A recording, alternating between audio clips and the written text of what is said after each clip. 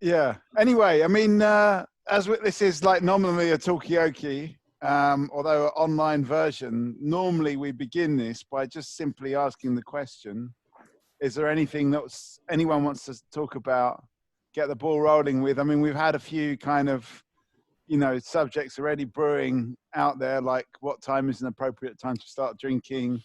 Can men have phantom pregnancies? That's about it really so far, but we can talk about absolutely anything, and we were talking about stuff, so I don't know why I've just kind of trodden on this and interrupted it. Maybe just to say that we're going live on Facebook, and as more people join, this will make more sense in terms of this style of doing things. But yeah, has anyone got anything they want to start off with? Any thoughts, comments, ideas, suggestions, observations, interjections, suppositions? Oh wow, there's so many choices. Yeah, so many choices. Conjecture? Any conjecture? Conjecture's a good one. Yeah. What thoughts have I got? Well, I'm learning a new skill. Mm. Oh yeah. I'm learning how to read out loud. Yeah. Oh, that's interesting. Do you know what I mean? It's just like one of those things, like, can you read? Of course I can read, but reading out loud is like a different kind of... Can you read without moving your lips? Ventriloquy. Not out loud. It's called the ventriloquy. Ooh. No. No. Anyway. I think I know what you mean. Like, it's actually quite a skill to sound interesting when you're reading an audiobook. Like, I don't know how Stephen Fry does it, or those other people who will like, I'll pay to do it. And I guess it's maybe like a new. If you've got a lovely voice, this is the time to try and capitalize it, because people want audio content. That's true. They do. They have things like LibriVox where people just read a book and then they upload it, and then you can download it as an audiobook. I've done that, but I haven't read the books, but I've downloaded some of them. Some of them are quite good, actually. Really? So you can just upload your own book? Yeah, like if you, like, for example, let's say you decide that you want to read War and Peace aloud. You record yourself doing it, and then you just upload it, and it's like for free, and anyone can go and download it. Does it have to be like a sort of classic book that's out of copyright? Or I think so. I mean, all the ones I downloaded were out of copyright. I'm pretty sure it has to be out of copyright. Yeah, otherwise you're going to get the I quite fancy that, actually. Yeah. We could all do one and then share it. That would be cool. It doesn't have to be a whole book. It could be a short story. Yeah, Marco, have you thought about diving onto Instagram Live, Instagram stories every night and recording bits of the Decameron, performing them? Do you know what, Kane? Actually, funnily enough, I don't know if you guys are aware of this, but today is the World Book Night. World Book Night? Yeah, and also it's the Shakespeare's birthplace. Shakespeare's birthday. Happy birthday to Shakespeare. That's true. Birthday, Shakespeare. Okay, I better say a little bit overrated, but fair enough. Cheers, my uncle actually looks after one of Shakespeare's farms. Oh, wait, who? Yeah. My uncle looks after one of a farm on Shakespeare's, is it wives' property? Oh, Anne Hathaway. Yeah. So he manages the farm there. Yeah. Is it a literary farm or is it just an ordinary farm? Well, the cows can read. Yeah. And they do have a ruff as well. Yeah. They've got a what? A ruff. They have a rough time of it. I think celebrating Shakespeare's birthday is probably more fun than celebrating St. George's Day. I think St. George's Day always seems to come with a lot of baggage, whereas I think at least Shakespeare sort of earned. Actually, I don't really know what St. George did, but I feel like Shakespeare earned his roughs a bit more than St. George, maybe. Okay. Yeah, but do we actually know when Shakespeare was born, or have they just decided a date? No, we do know. We do know. We do know. Parish records, yeah. It would be quite a controversial date, though, wouldn't it? To sort of like gazump St. George's Day, wouldn't it? In a way. Well, I'm totally atheist, so for me, Shakespeare is important and St. George isn't. Well, that's true. St. George, I guess he is linked to holiness as well. I would think of more of a myth kind of guy. Yeah. Is it St. George that's Portuguese? Ooh. No, it's supposed to be Turkish. Portuguese. Turkish, yeah, you're right. Sorry, wrong country. Turkish Portuguese. Turkish Portuguese. I might need to fact check this. Yeah, well, someone get on. I mean, we're Fact all check online. alert. So someone. Hortense, any thoughts? Out of Shakespeare or St. George, who would you go for? I don't know St. George, actually. You don't know St. George? Shakespeare. So it's got to be Shakespeare. Okay, well, St. George is. Can someone explain who St. George is? One of the English people here? Go on. Okay, you go.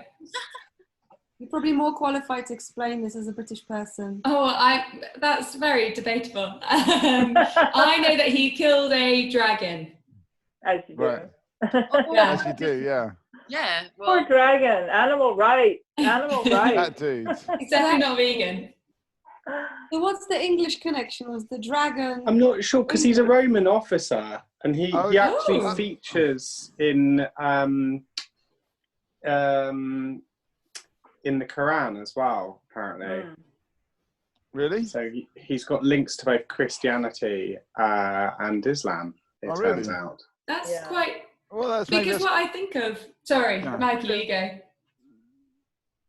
Go on. Okay, I'm gonna dominate then. What I think of when I think of St. George's Day is usually probably quite unfairly football hooligans or the BNP party. So I didn't realise that there was so much multiculturalism to him. He apparently killed the dragon in Libya. Right. So he travelled. He travelled a lot. It is kind of unfair that it's sort of the image is taken over by hooligans and y'all actually. Is it time to reclaim St. George? The image of a guy in a vest shouting racist insults while drinking a can of Stella, unfortunately. Not nice. We have to get rid of that. That's a really gross image. And should we be reclaiming other images? Like we could reclaim Pepe the Frog at this point as well. Really go on. Who's Pepe the Frog? He's the sort of internet meme. It's a sort of really crudely drawn cartoon frog that was appropriated by the far right. Mostly in America. What? And it's sort of very popular with them. I think it's sort of caught fire over Reddit. It's not really a good enough drawing to bother reclaiming it. There's no artistic merit. They can have it, really. Why? What? But what is this frog? I don't think I know about this. I think you'll have seen it before. It looks like a frog that's been stoned, or is stoned, in fact, not stoned as in the app, as in stoned as in smoking. Thanks for clarifying. And it's got like I think there's quite often like it'll put like a Trump hair on it. It was quite a popular meme for a long time. But I think the guy who made it again was just wanted to make a cartoon about a frog that was a little bit stoned, but it just got hijacked. It's the same with the OK sign. People were trying to do the OK sign as like a movement of white supremacy. Oh, there we go. Yeah, there we go. I've got my white supremacist background now. Yeah. So I don't know. And even now when I see it, it does make me feel quite uncomfortable. Like it makes me like, oh. Whoops. All right, get rid of it. Get rid of it. But I think that could just be me. But that's the association I have with it. I don't know anything about this. Really? Yeah. No, it's kind of. Yeah. It's sort of been equated to like a swastika or something like that, but I mean, obviously not to the same extent. But people are trying to use it as a badge. Just in that little Google search I did just now, it's been described as a dank meme. Yeah, a dank meme. A dank meme, yeah. That is dank. Dank. What does that mean? What does dank meme mean? Yeah. I guess it means damp. I don't know. It's like a cool. Well, it's supposed to be like a cool meme or incredibly popular meme, but then also dank memes could also be part of the alt-right as well. Originally, I think dank memes were just a normal meme that somehow has kind of drifted over into the sort of dodgy territory of the sort of mysticism of the extreme far right. Unpleasantly damp and cold, apparently. Dank. Yeah. Because it's like they weren't designed by the far right. They're appropriated, and so they sort of still exist outside of that, but they've been kind of taken over in a way. A little bit like the St. George's flag, which, you know, of course has a completely autonomous existence outside of the far right, but it is, you know, also part of the far right. I just looked at, I mean, what would happen if all those football hooligans started wearing ruffs? Would that mean that kind of Shakespeare would then be appropriated by? Technically, I guess, you know, they'd have to show, you know, do the haircut. Maybe that's as well. an image. Yeah, they'd have to have the haircut and the tights, of course. You know, that's an image we can throw onto the background as like a far right Shakespeare rough kind of hybrid dank meme. It sounds a bit like Clockwork Orange, because I guess they wear their little pantaloons and tights, don't they? So I guess it's what it's morphing into. Well, they didn't do ruffs though, did they? No, so, not yet. No. Although there was pretty rough customers. Second time I've done that pun. About 10 minutes. So yeah, maybe we could sort of. I think that could be more one for Rick. Rick, do you think you could visualize after lunch? Yeah, where's Rick? Rick, hang on. Rick's in the corner over here. Can we get a view of Rick? Yeah, I'm just giving it to you. Hang on. It's coming. This is my arty cam. Oh, yes. There's Rick and socially distancing himself. It's strange because that's exactly the same position that Rick was last time. That's where he's hiding. He sits. Yeah. Can you see him? Can you see him in the? I think he's just a mannequin. Can we have a wave, Rick? Yay! Hey, he's alive. He's not a mannequin. There we go. Oh, dear. Have you thought about getting mannequins to put around the table, Mikey? You know, it's not exactly mannequins, but this also sort of, you know, has got an art relationship. I don't know if you remember the video artist Tony Ursula. Yeah. And he did a lot of stuff with mannequins, but with like blank faces, with almost like a kind of like stuffed pillow round face, and then he projected faces onto this hemispherical surface, and it looked a bit like a face, but in a really weird way. So what I was thinking about doing, just totally ripping off that idea and getting everybody's video image and like projecting it onto a series of faces around the table. So it looks like people are sitting around the table. It would kind of look a bit like the kind of Psycho's version of Talkaoke. But it might be quite good. It could work quite well, because was it Microsoft Teams, I think, that tracks your face? It literally moves what people are seeing depending on, you know, it tracks your face. If you move over here slightly or over there, it will go with you. Oh. But what do you mean? How would... Yeah, because your camera and your computer can't move, can it?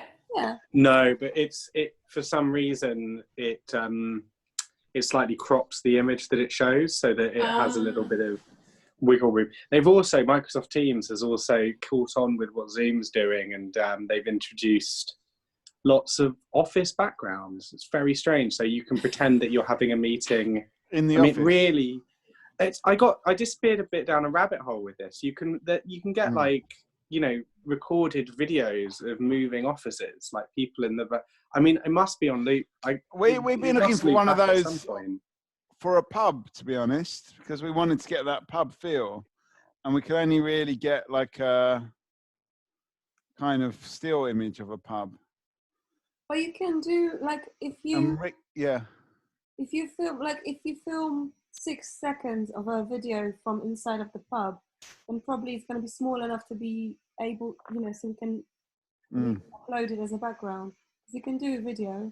Just need to break into a pub. Yeah, but there's no pubs open anymore. No, but doesn't that exist on the internet somewhere? Someone having recorded a pub, probably somewhere. Well, some pubs are. Get a country. We need to find someone in a country that's relaxed. It's relaxed. Sweden. Lockdown. Yeah. You can have a book club in Sweden, for example. Yeah. In Germany, even bookshop. Or Hong Kong. Yeah. Okay, so we'll just. In Belarus, everything is open. Belarus, it's vodka and saunas. Yeah. Vodka and saunas is way ahead. That's the way to treat it. I mean, it's a good question. Is there a degree of, is there anything we should take away from that? No, apparently it's actually gone to shit there, but the president is just denying it all, unfortunately. But everything's open. It's just I think people are staying at home. Like we were for a week where everything was open and nobody dared to leave the house. Where are you? Yeah. Where are we all? Whereabouts is everyone? I'm in Shoreditch. Okay, yes, yeah. You? Yeah, also in London as well, but I was just wondering whether, because everyone had like different lockdown procedures, so I didn't know whether people were in different places. I think people... We're all London-based at the moment. Well, I mean, different people have got different interpretations of what is like an appropriate lockdown activity. Yeah, that's true. It's like from a certain friend that I've got, it just means only inviting like 20 people to a party instead of 40. Yeah. It's better to and using different notes for snorting drugs rather than just the same one. Great. In the end, you will probably slow the spread a little bit with that, So different people have got different approaches to it. Other friends of mine have literally not left the house since Corona came on the news. Oh wow. Yeah. I think it's hard. I've been living with my partner who, up until this point, ran a pub, and so it was interesting because I think in terms of like respect or maybe sort of not fear but kind of concern around the virus, we were like a week apart because I had been told to work from home a week earlier than he did, but obviously they had no choice but to still be open or be very brave and be like, oh, we're going to shut down now and not take any cost with it. And I did notice, I was like, you can't do that, or are you sure this is a good idea? When we were like thinking about if we're going to go to the shops or do this, or his friend wanted to see us for a walk or something. But yeah, I think it just really shows that how much information can affect you differently, especially if you're getting it from different things. So, and in that case, it was our work that was dictating how we approached it rather than the government. Yeah, I think so. Yeah. We had a guy yesterday, Rowan, who's it was on Monday, was it? No, it was yesterday. He was kind of saying everyone in Japan, he works in Japan, kind of just does what their boss tells them to do rather than what the government says. And the boss's advice is not always consistent with the government advice. Yeah, well, there's a big sense of hierarchy. Right now, I would probably trust my boss more than the government because the government is pathetic. As a general principle, I probably wouldn't go for that. Yeah. But this is what they say. I was reading this book recently, and it's Slavoj Žižek talking about the pandemic. He was right on the money and right on time with his book. He published it at the end of March, but he was saying that we now need to really, in order to combat this virus and the pandemic, to start trusting our government, which is a paradox, really, because nobody does, but you kind of have to in order to take on, to be part of this big kind of movement and action to, kick the virus out. But you have to earn trust. Well, that's completely. But that's why it's just so crazy. Nobody trusts the government, or not very many people. But now that is the only way. But the question is, if you trust the government, well, I mean, going to reciprocate your trust. Who do you trust? That's the question. Who indeed do you trust? Well, it's interesting thinking about it on a hierarchical level. I've been listening very kind of conscientiously to the bulletins coming from Hackney Council and Sadiq Khan, but I don't really put any stock in the nonsense coming out of Westminster, partly because I see the kind of form they have. But every day I listen to Justin Trudeau, because I'm Canadian, obviously, Justin Trudeau, because he makes me feel like, oh my God, at least somebody somewhere is doing something. So I do trust governments, just not necessarily all of them. And what is Justin Trudeau doing? Well, my family is all there, obviously, also have an interest in knowing what's going on in Canada. Well, first of all, he's put in a really comprehensive program of support, for people who are, made unemployed or temporarily unemployed. He's kind of does a lot of morale boosting talks every day as well, aimed at different sectors of the society. Like he does one for kids, stuff like that. So it feels sort of as though somebody gives a crap about the people in the country they're running, as opposed to just trying to make the point. It's not my fault, which is what I seem to get from the briefings coming out of Westminster right now. That might change, but right now it feels a little bit like, a bunch of kids getting caught with something wrong, and they're trying to, sort of say it wasn't my fault. But of course it's not their fault that we have a virus. That's, nobody can blame that. It's not really good to refuse. There's a bit of shifting of blame going on. Oh, we've got another couple of new faces here. Hiya. We've got Ellum. How you doing, Ellum? You okay? Hey, honey. You got a kind of military look going on there. I can't hear you. Still can't. You're not. Oh, you had a little chuckle there, but yeah. And we've got Amit. Say hello, Amit. Just test out your sound. Hello there. How you doing? Nice. Where are you calling from? Where are you dialing Buenos Aires. From Buenos Aires. Oh, cool. I'm still here. Yeah. Hello.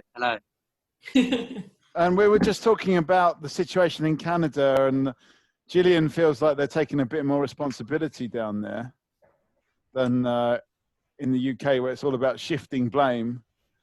What about in Argentina? Are they dealing with it? Are we talking about COVID? Yeah, well, funnily enough, we are talking about COVID, because there's a certain fear. Yeah, well, you're going to have to use your imagination to move it on to something else. Well, in a way, we were talking about trust. Yeah. Who do you trust? Yeah. Are you asking about Argentina? Well, I'm glad I'm here rather than next door in Brazil, where they've got a madman in charge. The government, the president seemed pretty sensible here. They had time to act ahead of Europe. They saw what was happening in Europe. I think they had a proper lockdown before Britain, right? And it hit South America later. The numbers are really low. All those numbers are really low here. I'm in a bit of a bubble where basically, me and a mate, we're out here, and we're kind of stuck here now. But we're in basically the nicest part of Buenos Aires, in a bit of a bubble. So I don't really know what the mood is in the rest of the country. It's a poor country really. But yeah, the government's reacted quickly and the numbers are down, and apparently Argentina is being seen as a bit of a good example. A shining light, yeah. Perhaps, yeah. But then it's killing the economy, isn't it? And this is, their problems with debt defaulting and all that. Yeah, because they're about to default at the moment. One of my friends is in Buenos Aires as well, working for Reuters. I think we all are, actually. It's the mix between the lockdown and the default anyway. Everywhere. At least they've got a good excuse now. That's the thing, it's like having a good excuse for not paying your rent. It's kind of half the thing. It's not my default. Yeah. Wow. Is this how it's going to be? Just a constant fun. Oh.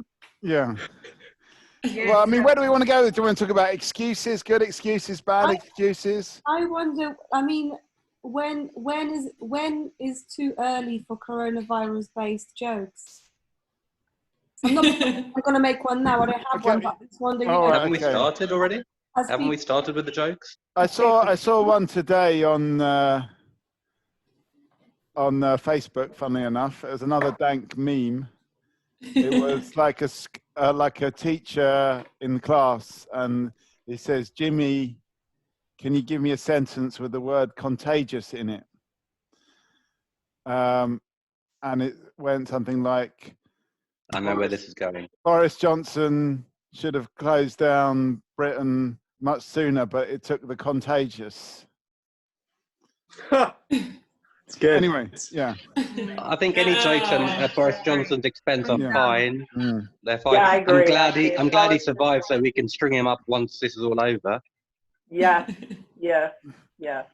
I mean, do you think that he should actually be strung up, literally strung up? I think the best. I like the theater of the guillotine personally. Yeah. I like the fact that you got guillotine. the stage Okay. and the possibility of a kind of, theatrical presentation, since it is Shakespeare's birthday. Exactly. We can sort of fantasize about the Shakespearean staging. We've got fantastic theater designers in this country, so if we do it, we could do a really good job in Trafalgar Square. He likes all the old traditions, doesn't he? So I mean, we could bring back putting people's heads on a spike. Yes, yes. I mean, who would you get? This goes out to everybody. Who would you get to sort of direct the execution if it was going to happen in Trafalgar Square?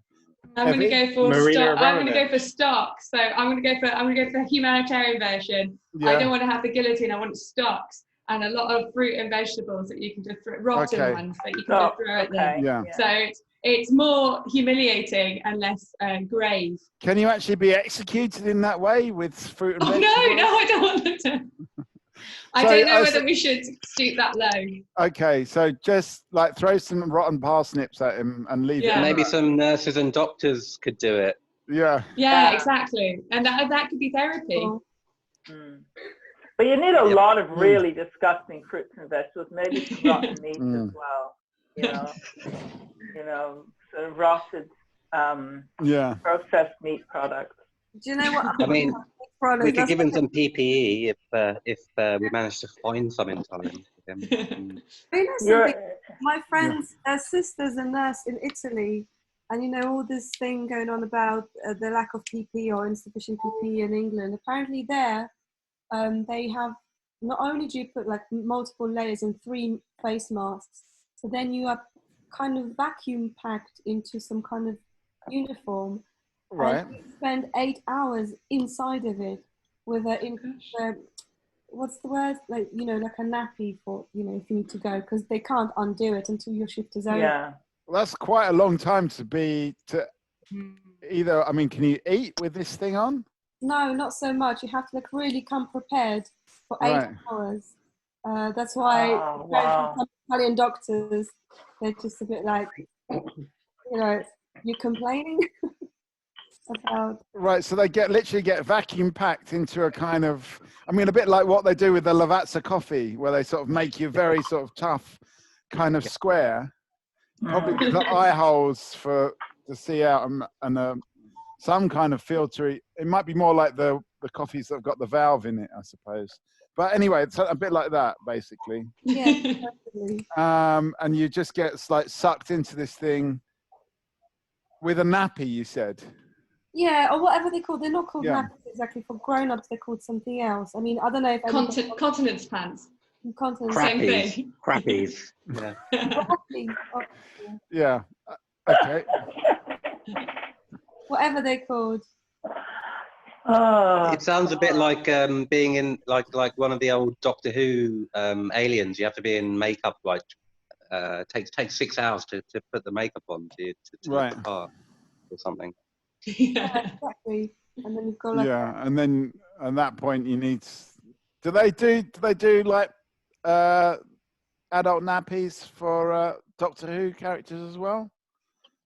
Probably. I mean, anyway, like Will's just joined and he's like, "What the are people talking about?" But don't worry, Will. I'll explain it because we're talking. We started off talking about sort of trust. Who do you trust? And nobody trusts Boris Johnson. And then there was a sort of movement that to actually punish him or execute him in some kind of way,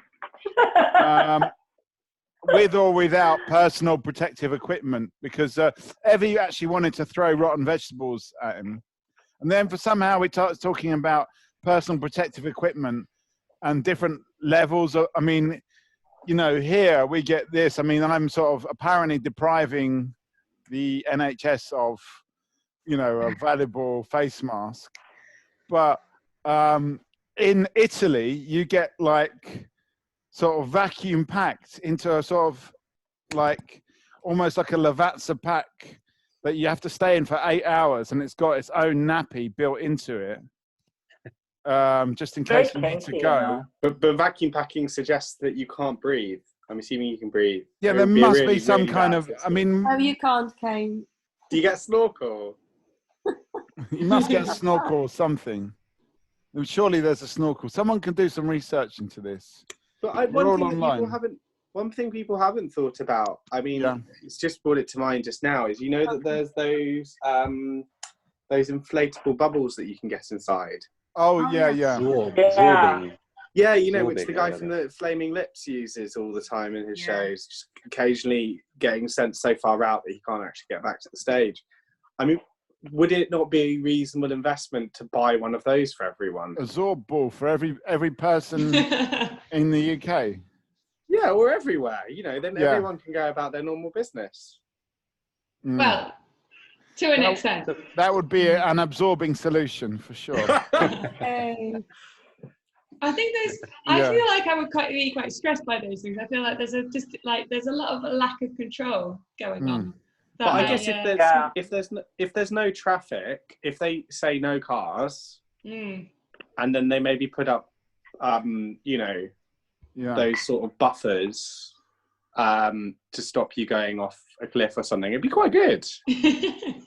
Yeah, I mean, I think it would work well in sort of flatter cities, places with a few more hills. Like San Francisco, you'd never get back home, or Bristol.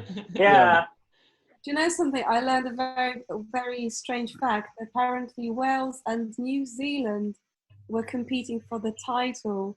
The title or whatever in category on Guinness Book of Records. Is that what it's called? Yep. Yes. And the category was the steepest street. And right. Oh, I read about that too. You're right. Yeah. What streets? The steepest one. Oh yeah. I know the street in Frisco. I can't remember the name of it, but I know exactly the one. It's like this. You've been there. Yeah. It's yes. Well, what I would like to know is, are we being imaginative enough with personal protective equipment? I mean, I have seen a few posts about people making their own, but the Zorb ball, for example, other things, are we actually really using our imagination enough? And what would a more imaginative approach to PPE be? Well, I know there's a shortage of condoms, so maybe, I don't know if they're being... people putting it over their heads, or okay, I don't understand why there's a shortage of condoms, because if people can't meet them, why is there a shortage? I don't understand. Okay, well, that's one to put out there. I mean, maybe if anyone's we are actually going live on Facebook Live. Anyone's out there on the stream at all, if people consider this to be entertainment, please let us know. Why is there a shortage of condoms? Well, it's obvious. Is it? It's classic cockpiling. Cockpiling. Oh, no. You think people have been cockpiling?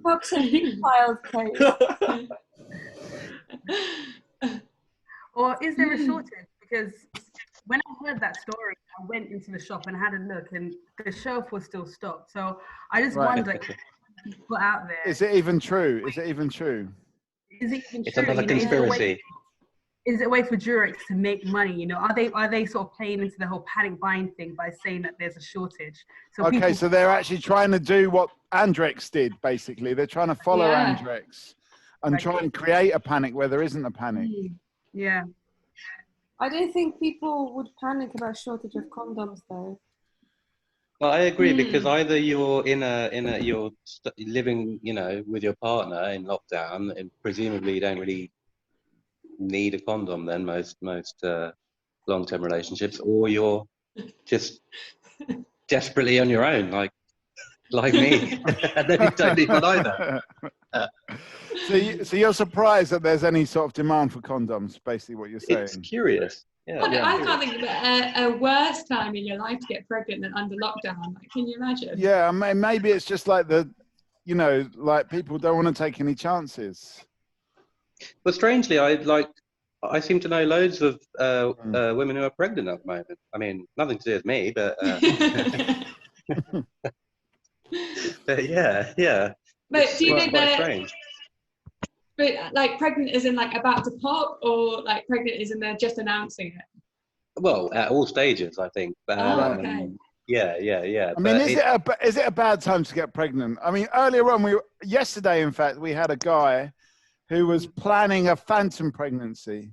This is in fact how we kicked off the whole thing. How? Well, he didn't sort of come up with any strong details. No pun intended there. He didn't come up. But it's a bad time to get pregnant. Yeah, it's definitely a bad time. You don't want to get pregnant now. That's for sure. But you it don't is want a to good. have a date now. It's a bad time. I think any kind of pregnancy that would show at this stage would be way before the pandemic. It's just this classic, you know, it's a new year, it's January or late December, we're a bit bored. Why not?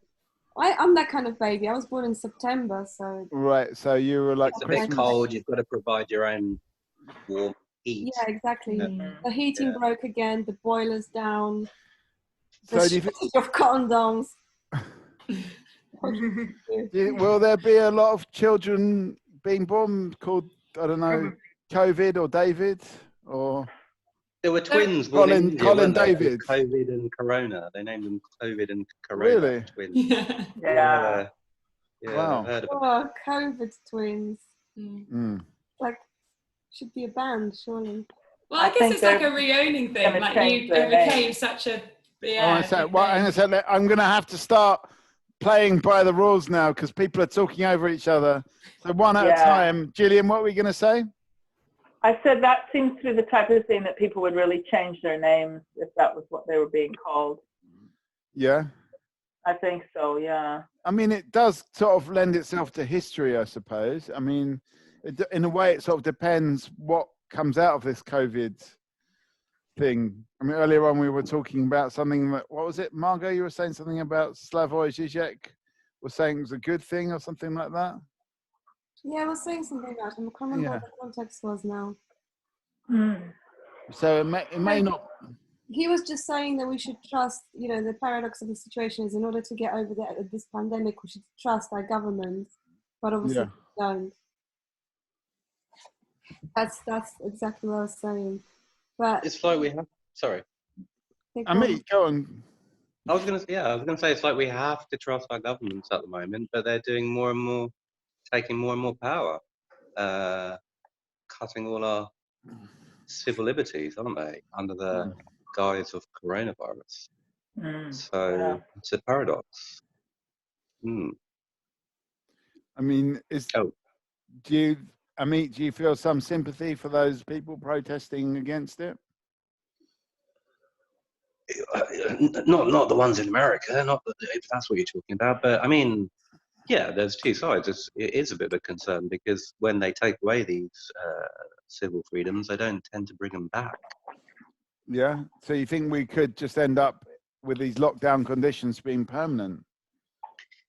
Not the lockdown, hopefully, but surveillance and all this kind of stuff and whatever else, you know, cutting down, you know, powers, increased powers. What was it like last, you know, when they kind of increased powers to do with, you know, terrorism, and they were supposed to be used only for terrorists, and they're being used for all kinds of shit. What kind of powers?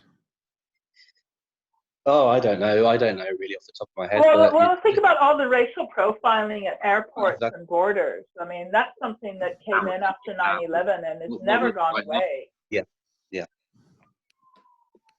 You know, it's like you can see it, and it's worse in the States, but it exists here too. And that's something that was used as terrorism, but you know, it's just become a fact of life. I mean, obviously, it doesn't affect me, but I can imagine what it would be like if it affected you. You would just factor it. Well, I know people who it's affected. They factor it into any excursion they make, and that's, you know. Yeah, so once again, it's this thing we've heard a lot in the last few Talkaokes, the new normal.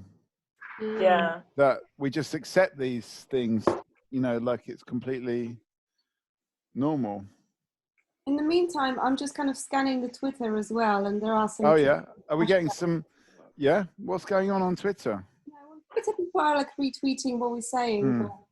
But, basically, one of the hashtags that's trending somehow now, but it wasn't an hour ago, is "Our World Without." And today or this week, it's "Our World Without Creativity," which is well, is someone suggesting that that's possible to implement? They're sort of pushing for a world without creativity. They have implemented it. From what I can gather, it's like creative industries, but also, for instance, this "Our World Without Architecture." Oh, okay, so it's like lots of different ones. So it's is it about appreciating creativity or just saying, fuck it, we don't need these things. We don't need these things. Anyway, look at here. Amit's actually got his hand up. Oh, Amit. Doing this properly. Well done, Amit. Let me unmute you. Yeah, go on. Hang on.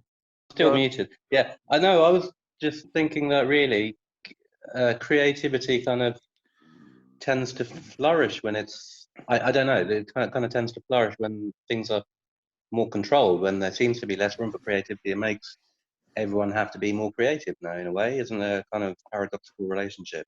So when there's more pressure, there's more rules, people get more creative.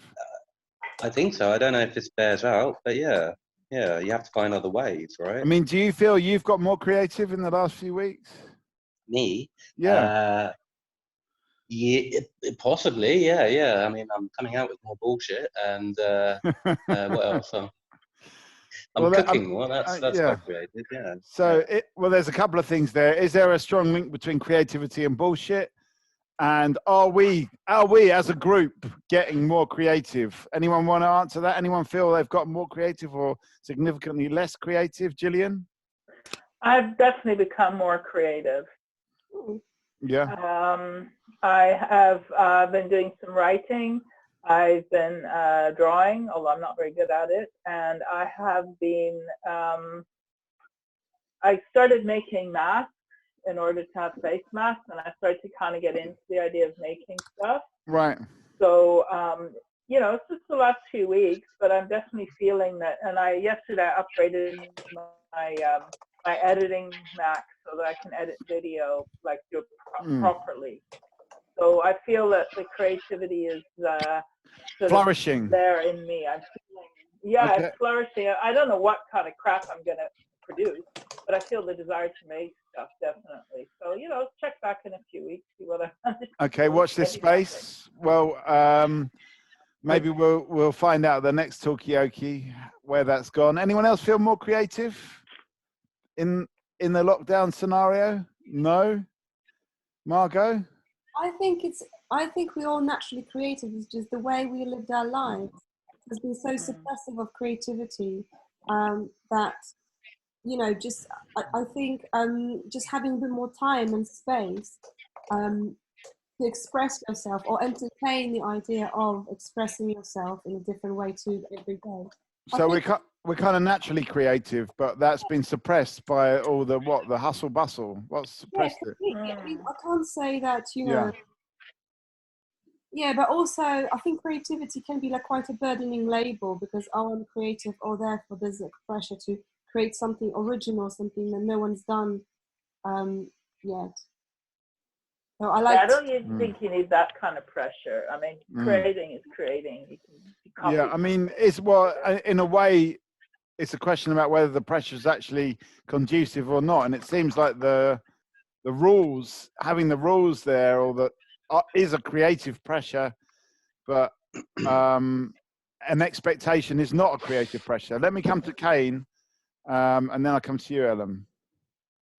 I guess just sort of alongside, it sort of comes back to an earlier point of just like there's a thing of like people trying to do new things or be productive in different ways at this time. And I just was wondering whether people also feel like, as a counter to that, whether you're doing more like pointless things and less productive things, or not really caring about that kind of that thing of having to be productive or having to generate or make. Yeah. And what about you? Do you feel more or less pointless in your life? I feel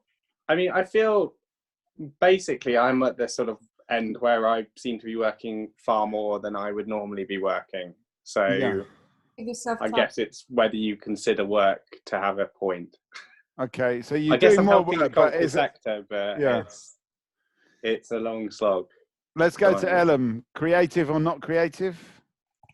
I'd probably say more creative, but I just see creativity as just problem solving, and I think most people are creative because most people's life purpose involves, solving some problem.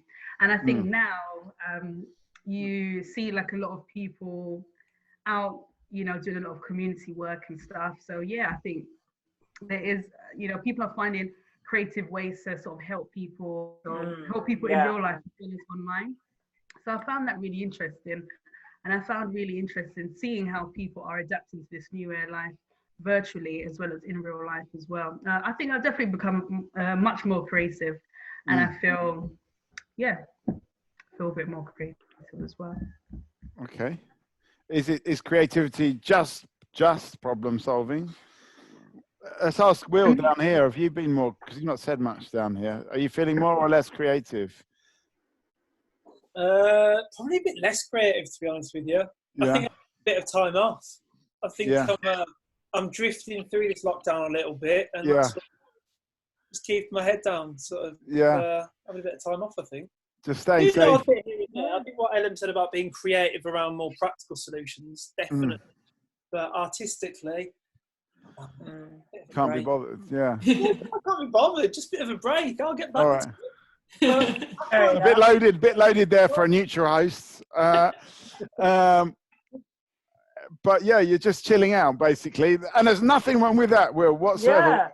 Yeah. Exactly. Gotta get through it. Ellen, sorry. Well, I think that I was just chatting to a friend earlier about the pressure to be creative and like use this time wisely. But my thing is just that it is a pandemic, and like people are mourning the loss of family, friends, and people are just mourning the general loss that's in the air right now. So I think it's just one of those things that people just need to be a bit more forgiving of themselves. Like if you don't feel creative or you don't feel like I think that's fine. I also think sometimes like when you're out in the street and it's nice and green and you see it's spring, you can easily forget like the realities of the situation, because I feel quite separate to what it must be like in a hospital ward where people have this virus thing. So that's just my thoughts. Okay, Evie. Yeah, I don't know if it's maybe similar to what Ellen was saying about being creative around practical things, but I think in some ways life before lockdown was like full of chaos, and that I feel like my life was filled with, not necessarily because I make art or things like that, but my life was more filled with creativity, whereas now my life is more filled with like spending more time on things like cooking, or ending up doing more routine things. Like I'm a lot more organized, and I've done my washing a lot more, and like I've been trying to grow things, which I guess is creative in some ways, but in other ways it's about taking time to be like careful, whereas usually I would be like going to things in the evening and then seeing friends and then be like, oh, we should do this. So it's a very different type. If anything, I don't know if it's more creative or it's just more routine based, but maybe that's what you're needing amidst this weird kind of chaos. I've been growing broccoli, and not whereas usually I'm just throwing away old broccoli out of the fridge when it's past its sell-by date, but I'm now actually growing it in order for it to mature and then throw away. So, are you growing it from seed, or are you sticking like a broccoli in a bit of water? I didn't know you could do that, because I just threw away loads of broccoli. I didn't know you could do that. Well, no, I don't know either. The way that you presented it was mysterious. No, what it was is that one of my neighbours was giving away a whole load of seeds, and the broccoli seeds were the only ones that I've planted that have come up so far. Oh, nice. Cool. Congratulations. The beans and the tomatoes. I mean, this isn't like Mikey's gardening program, but I might as well just give you my perspective here. I zoned out of that conversation for a minute and came back, and it was all just broccoli. Yeah. I know. Who would have thought it? Do you know what I mean? Broccoli. Anyway. It makes me think that we should have more communal gardening when we leave. Like we need more space to grow food for ourselves in times of stress. I don't know. It just would be nice, wouldn't it? Lots of city gardens. Yeah. I mean, how would it work though with growing broccoli in a public space? They have it in Haggerston Park. There's vegetable gardens. I mean, I've never robbed them, but I don't think people do. I think everyone just respects it. Yeah, Pete, doesn't get stolen. As far as I know, no. I mean, I don't know. I would never consider stealing it, but I don't think they do, no. Okay, I think the kind of people that steal aren't really that motivated to steal vegetables. Yeah. Okay, I mean, there's not a lot of vegetable thievery going on. You could leave a broccoli plant out there and no one's going to take it. Yeah, I think so, yeah. I mean, what is the classic diet of tea leaves, of thieves? Okay. Have they got a classic diet? I don't know. No, I think free vegetables around might encourage a new form of thievery. I think people who hadn't thought about stealing before, but then saw a broccoli growing on the side, oh, I could just take that. I think it might encourage more thieves. Okay, I mean, would it be a healthier thief? I don't know. I mean, they definitely have green fingers. Yeah, light green fingers. Yeah.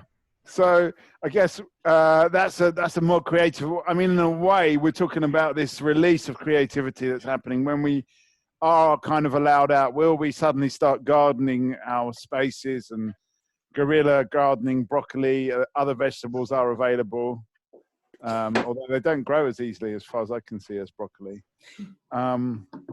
Margot.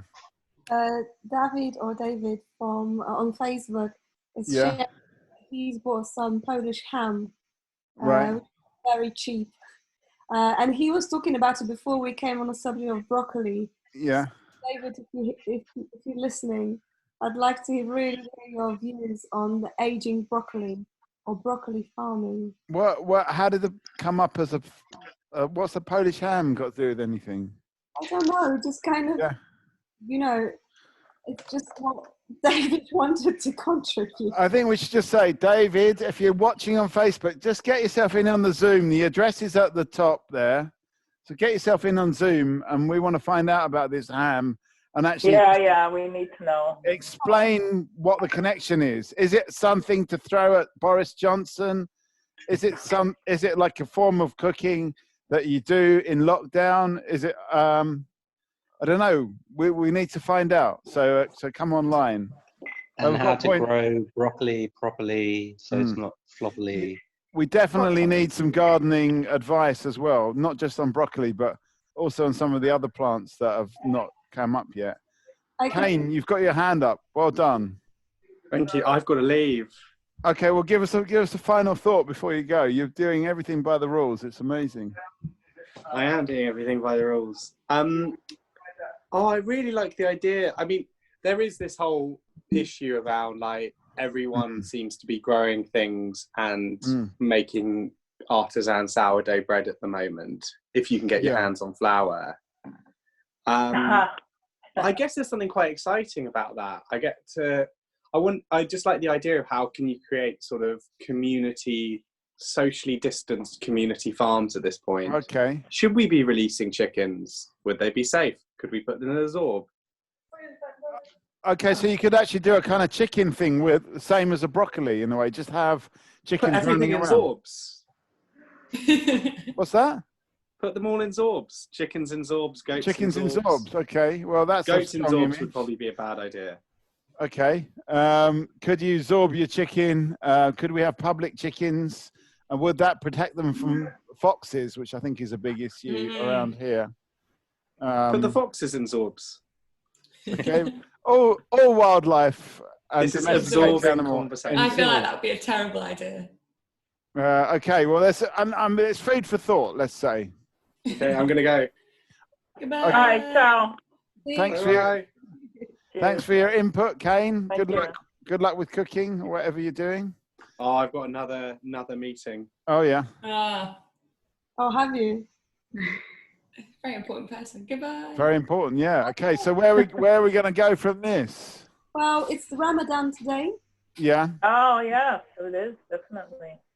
And the other thing that's trending is the big night in. The what? Hashtag big night in. Big night in, yeah.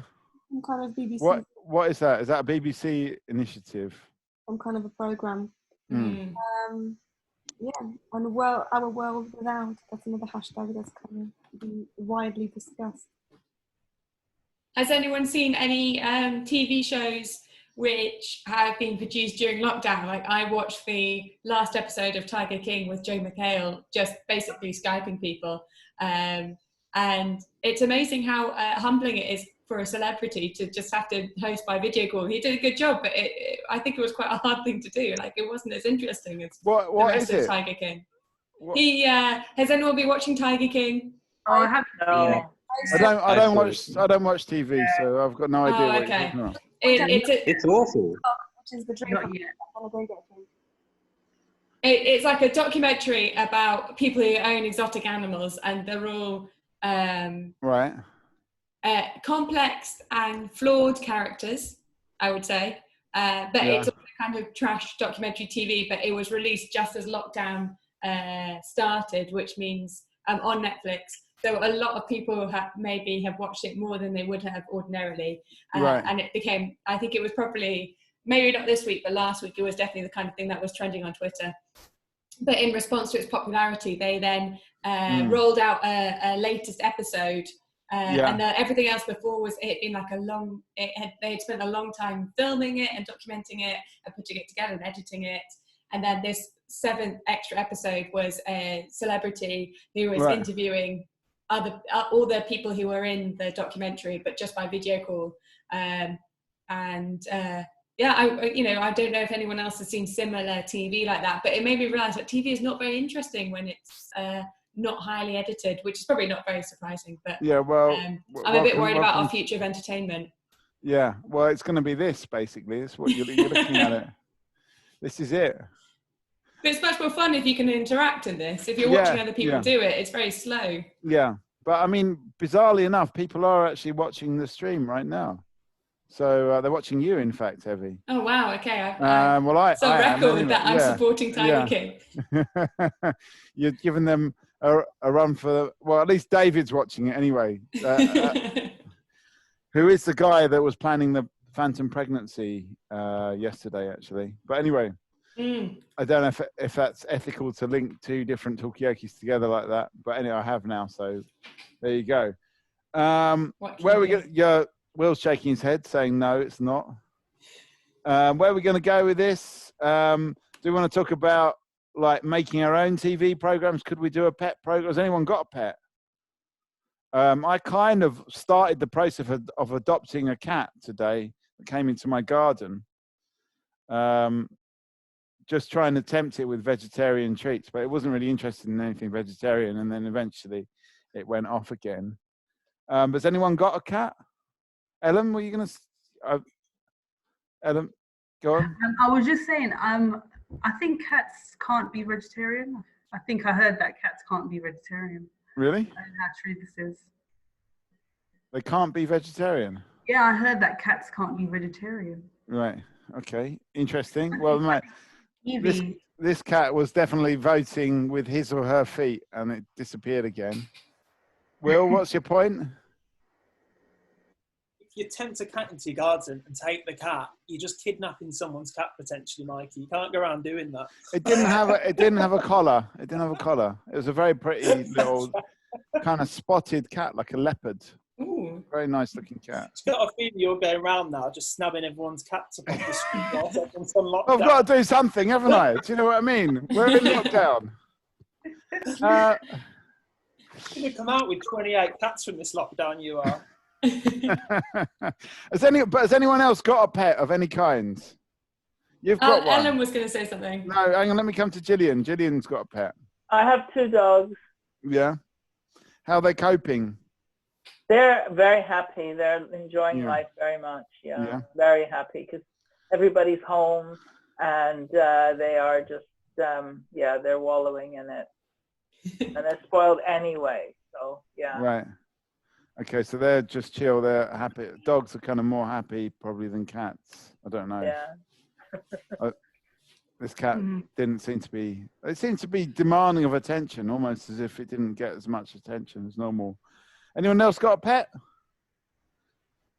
We're quite a low pet group, really, aren't we? Ellen, have you got a pet?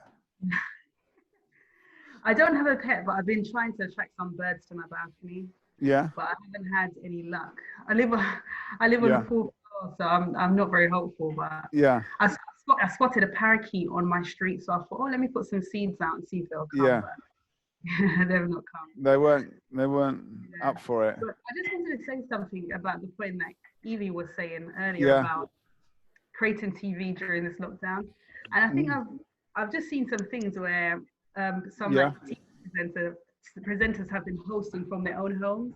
For example, there was a BBC presenter that hosted the news from his own home, and then he ended up playing like the theme tune on his drum kit, and I thought, it's quite nice having the merging of the very formal like media world to like his home. I don't know, I thought that was kind of nice. So I'll be interested to see how other programs maybe adapt this new situation. I mean, this is something I know nothing about because I don't watch TV anyway. Maybe I'll start to watch it. You know what, Mikey? I don't watch TV, but you don't have to, because as long as you're on social media, you're going to see. And to be honest, I saw that clip on Instagram. Okay, so you didn't see it on TV either. You saw it on Instagram. I'm not on Instagram either, so get that. But the People Speakers. The People Speaks on Instagram, but that's not me. That is, well, to your right hand. Upper left-hand side, actually.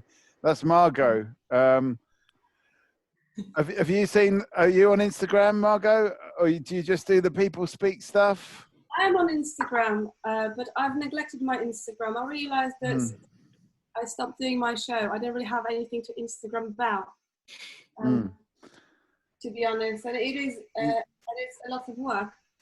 Okay, so it's a lot of work, but what? Oh yeah, okay, Amit. Art in itself, but anyway, I finished. Yeah. No, just a couple of people were talking about Joe Exotic and that show, and Carol. Like Joe Exotic had his nemesis, a woman called Carol Baskin, and I just sent a link. Somebody turned it into a meme of Don Exotic, Donald Trump, and Hillary Clinton as Carol Baskin, and that was quite amusing. The two faces kind of fitted the original photo. Right. So that's what I shared. It's rather a long link. Yeah, it's a long URL. Can you not reduce that a little bit somehow? I don't know why it was so long. Because it's huge. I'm a bit of a Luddite. I'm sorry. Excuse me. Yeah. I clicked. But yeah, people. But it's sorry. Due to the search engine. Hey. Yeah, it was just. It was supposed to be a particular photo, but I think it's just shared the whole search. Yeah. Hopefully, hasn't shared anything. It's another dank meme. It's very dank, yeah. Newsreaders having to read the news at home. Yeah, there's been, I've seen stuff on that, and they're having to kind of be creative and set up a corner of their kind of home to put kind of a Channel 4 News or BBC News or whatever it is thing behind them, and then do the news from home and try and kick their kids away when their kids come running in to show them something or get something. What about parenting? I mean, I'm not a parent, thank God, but that's a process of some kind of learning some new skills or creativity. All this. Yeah. I know lots of people who are parents, and it's. Do you know what? It seems like it's quite hard work to look after children. Yeah, I mean, I guess when you can't just leave them at school all day. I don't think anyone here. There may be a reason for that. No one on this. Correct me if I'm wrong. Nobody here has actually got kids, and it might be why. What's that? You don't? You got the dogs. Wouldn't have time to be on here. I got dogs. Yeah. Yeah. Maybe that's why we've got the time to sit and chat. We should maybe put out a call to anyone that's on Facebook Live. Have you got kids? Does it make it? Is it a different experience if you've got kids? And you can't just sit around and chat because you've got these kids pestering you all the time. We're kind of okay with that, I think. Yeah. I think it just depends on your outlook. I mean, I don't have children, but I think if you think it's going to be hard, it probably is. But some parents you know, they don't have this like scary outlook about it, and you can. They're more relaxed about it. I think it's But about. I don't think. Sorry. Go on, Amit. No, I was just going to say that I don't think if you think it's going to be hard, then it probably will be. But having your kids at home all day, I don't know if it works the other way. If you think it's going to be easy, it will be. I'm not sure. Maybe. Yeah, I think it goes back to creativity. You know, like I think when I was a child in the summer holiday, you know, you just have to be creative and show your child how to think creatively, and having a child is the ultimate in being creative, right? Yeah. Is it? In some ways, right? Yeah. What is Here's your original piece of artwork you've just created. Wow, okay. Brilliant. What do people agree with what Amit's saying? Is children the ultimate in creativity? In a very literal way. I don't know. Will, I think he's still getting over the dank meme comment, but well, I mean, so we'll leave him there. But Gillian, what do you think that's the ultimate in creativity? Kids. Yeah. I don't know. I like being creative with kids. Like one of my favorite things I did recently was with Valentina's daughter, Maya. She just came over and just the two of us just sat and painted all day. Yeah. And she was really creative. We had this amazing conversation for a few hours until Valentina came and picked her up, and it was just really fun. Yeah. And I think, for an adult to just spend the time with a kid who's not their kid and just do something creative was amazing. And I think maybe we need to think about doing that. I mean, I don't have kids. I don't have plans to have them, but it was just super fun to do that. I mean, I kind of got self-volunteered to look after a child, just where the mother of the child is actually literally going crazy. So maybe I'll find out and I can report back on this one. But it could be really fun. Yeah. I think you should just sort of go with the flow and try to have a good time. I think you could have a really good time. So you can have good time. It can be fun having kids. So that's a message to you, parents out there looking after your kids 24 hours a day. It can be fun. You can have a good time. I don't know about 24 hours a day. I mean, I had a couple of hours. Hopefully they sleep. I don't know. Do they sleep? We don't know. Amit. Yeah, no, I was just going to say that. I mean, children are far more creative than most adults. I mean, why?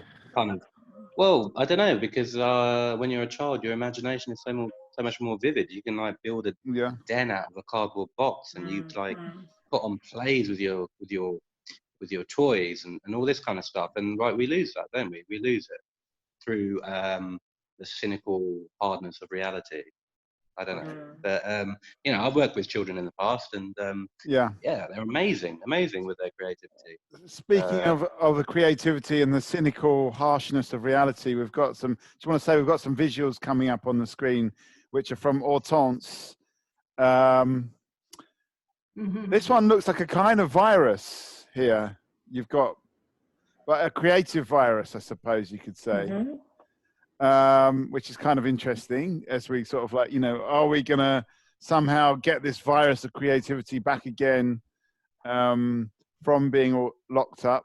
I mean, what do other people think about that? Do we actually lose our creativity? Can an adult not make a den or make their own play or do all the things that kids do? I mean, Will, you're a kind of theatre performer. Do you feel like you've lost it because you're too old now and you can't make your own play anymore? We made a pillow den last week. So you've done a play. Yeah, of course, man. Hey, you're going to put 3 young 20-year-old guys in an apartment and lock you down for 6 weeks. Things are going to get a bit weird, all right? So you've done a play already? Well, there you go. We had a round of golf as well the other day. We had a little chipping contest. That was good. We had boxing, like a little boxing thing as well. It was good fun. Football. Right. By the way, it's not as loud as it sounds, or I'm not being insensitive. But no, I think it's important to have a bit of fun. Yeah. You know, whatever form it comes in, I think that you get a bit too pent up as an adult and worrying what people think. But security of your own home, as long as it's not hurting anyone, go for it. Yeah. Yeah, see, everyone's nodding. Now everyone's going to come out and say, actually, like last week, I got to admit, I did do this. I mean, do people actually get less creative, or do they just worry about hurting people or what other people think of them, but they're still creative? They're just, you know, obviously, yeah, Evie? Oh, no, I just think I think you either like lose opportunities in which you can be, I think, creative in that kind of make-believe way that kids are, and then you have to kind of like foster that somehow. Because I think having worked with kids before, and then specifically being working with kids in like a play situation, like as an adult, you have so much more in your arsenal to like make play much more exciting because you know more things, you can like make more jokes about stuff, you can really like add complexity into like your play world. Whereas a kid, obviously, you know, your world is smaller. And you've got more material. You've got more material to work with in a way as an adult. But then obviously in that case, my job was to obviously play and be fun, and so like I was putting a lot of energy into it, and also I'd spent a long time not feeling awkward about that. Whereas I think it's like adults feeling awkward about make believing because it's kind of until you have a kid again and then you have to go back to it. So I guess like a parent would probably maybe like just, I don't think if anyone is there any parents here actually? No, there's no parents. Yeah. It's the same with what you were talking about earlier, Margot, the reading voice. Like as an adult, you don't have to do like, unless you're an actor, you don't do dramatic reading for anyone until you start like being an adult, and then suddenly you like maybe you're starting to read to your kids, and suddenly you have to learn how to do silly voices and stuff like that. So maybe we need more opportunities for people to be silly without having an excuse of a child. But they are a very good audience. Margot. Yeah, I'm slightly scared of kids. That's my problem. Oh, William actually had the hand up. That's really obvious. But, why are you scared of kids? Why? They're just too direct. I can't deal with that. Too direct? You mean they're not like euphemistic enough, kind of? Yeah, they're not nuance enough. Yeah. A bit like straight in your face. They're blunt.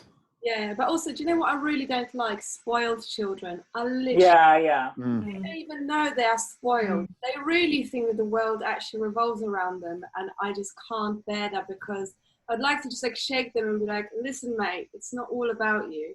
You do them a favor, but I know I can't, so I have to go, oh, that's so nice, you're so clever, and just like walk away. Yeah. I don't know. I can't deal with spoiled kids. No. Okay. Yeah. I don't know, but then I guess. Oh, sorry. Go. Yeah, Evie, go on. Oh no, I was just gonna say, like, it's I guess like if you're a sport, like that is obviously a direct reflection of who's bringing you up, or hopefully anyway, unless you're just massive dick. But then also, I guess as a kid, like you have to have room for just being a bit embarrassing and a bit awkward and a bit weird, because you're not a fully formed adult who picks up on social cues and stuff like that. So I guess like I don't know, I think you have to have sympathy for like the cute kids and also the pretentious kids, because like the pretentious kids aren't, maybe they're actually really smart, or they're like really competitive and they haven't quite like honed where that fits in the world yet. So I guess you have to have like, I don't know, maybe I think about it back to myself, and I think I was like, I love being good at school and I must be really pretentious, but that was because I had all this energy and I didn't know how to like funnel it into the right place. So I think you have to be quite forgiving for when you're a child as well, because you're finding your feet. You're sort of developing your personality, aren't you? So everyone goes through a spoiled brat phase, surely. Well, not necessarily spoiled brat, but like definitely like I don't think I was spoiled, but I think I was really annoying and pretentious, like because like I like reading and stuff like exactly. And like other kids might be spoiled, especially like or other kids might be like super shy or like to the point of it like being like uncomfortable for their parents and they can't do anything about it, or some people cry too much, but maybe that means they're really in touch with their emotions. So I guess there's a different side to all of it, isn't it? Well, were you going to say something? Yeah, because I mean, I work with kids and I love young people, but I'm just interested, Margot. You say you don't like kids. Do you mean like young children or teenagers, or just anyone that's not old enough to get a drink? Right. Anyone that can't buy a round, basically. Anyone's not paying their dues in Margot's eyes. That's a good point. I think, well, I don't mind children being around.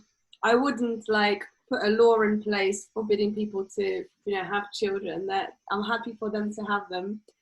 I wouldn't want to have a child myself because, yeah, I'm just worried that like bring it up to be like really spoiled. That would go against all my principles. So my utmost creativity, as we kind of branded having children as, you know, as such, be a complete #fail. So yeah, I mean, I don't oppose children, but yeah, because it, you know, you can't be like, oh, I don't mind like clever children, or I don't mind whatever children. So I'm just being across the piece, not interested in children.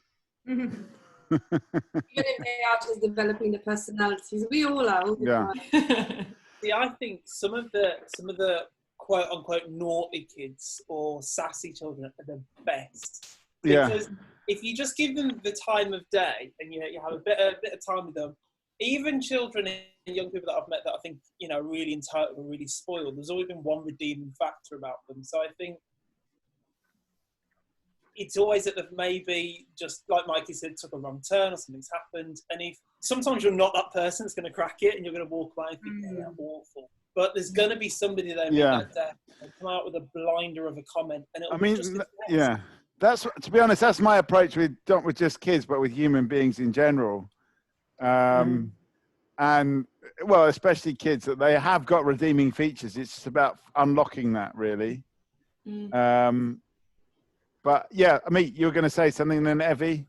Oh no, I was going to say, and then also they're like the really quiet kids who you just think are like kind of coasting, they don't bother anyone. And then again, they can either come out with like something really funny, or you know, like they've like gone to uni, left, and suddenly like they're a particle physicist. You're like, where did this come from? So I think it's hard to maybe judge some people up when they're children, because it's such a minefield of like growing up, and you haven't formed fully yet. So and I think you know, they're really the quiet ones who are just kind of okay often get ignored the most, because you have the problem kids, you have the really good kids, and then you maybe have like the ones and then you get those people in the middle who just get forgotten about a bit. At what stage do you get fully formed? That's my question. But let me just go to Amit. He's playing by the rules. Just thinking that really, this probably, I think, definitely applies to women, to mothers much more than men, fathers. But having a child takes away your own identity.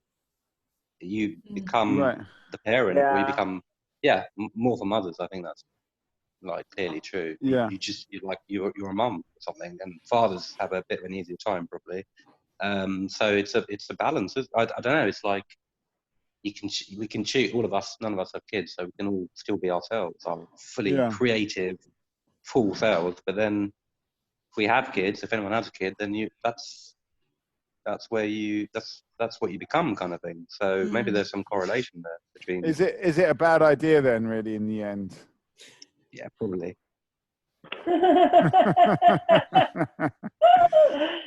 Yeah. Okay. Margot, what are you going to say? I'd like to just point out that I can't raise the virtual hand. That option. Yes, I know. But do you think, I mean, so people who aren't having children, are they just too kind of egocentric because they don't want to give up their own, personality, and they're all kind of, Yeah, a little bit of that. Yeah. I want to be me. I want to be daddy. That's exactly my reason. Yeah. Exactly. And I'm not even embarrassed about it. It's exactly that. Anyone thinking about having kids? Yeah, definitely. Yeah. But in a hypothetical way, I would like to at some point. You know, time's ticking on. Yeah. What about this problem about losing your identity that you raised yourself? This problem about losing your identity. Well, it is. I think it's kind of true. Yeah. I don't know. Maybe see what others think. I don't know. Yeah. Yeah, I think definitely women sacrifice a lot when they have children, but you know, for me, I just think it's just an extension of yourself, really. And I think children are so lovely, and how nice would it be to have like just a miniature version of yourself that you can just like shape into their own person, help them become who they are. I think. Would it be a better version of yourself? Hopefully, yeah. I think every person expects their children to be better than what they are. So yeah, hopefully my child will be a lot better than. In what ways will your child be better than you? You know what? I'm not going to really put that on them. I think it's up to them. Yeah. What they want. Okay, well, let's just find out. Similar questions, I suppose, go to Margot. You would have kids as well? And would you see the child as like a version of yourself, but better? No, I wouldn't want to create a version of myself. I think that is the complete, like, you know, that's the height of, I don't know, what's the word? It's the height of narcissism, sycophancy, or whatever that the word is I'm looking for. It's just like, why does the world need another one of you? Like, why? I guess it depends who you are, doesn't it? I think from what I'm like, obviously nobody's talking about it. Sometimes see parents or like people who want to have children and kind of saying, yeah, I just want that to be like, you know, I want that to be an extension of me. I want to basically have just a little one person audience to just like love me completely and just be in awe of me. And I'm just saying, like, you can't just create your own audience. Like, it's hard. Like, you have to earn the child's respect and that kind of stuff, even if they don't, like, and maybe it's just about being honest with the child from the get-go. So okay. So you want a child to be a mini audience, right? Okay. Okay, Evie? Oh, I was gonna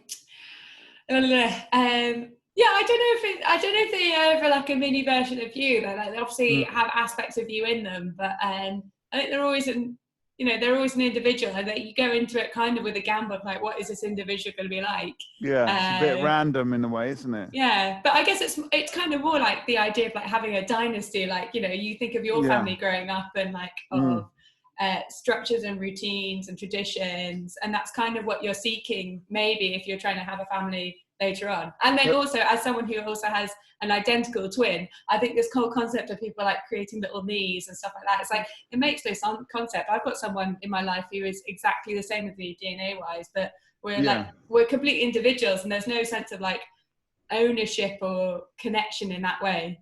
So I think like, there's always a version of like mini me's, which I'm maybe not so sure of as well. Okay, well, that's interesting in itself that you've already got a mini you or a same size you.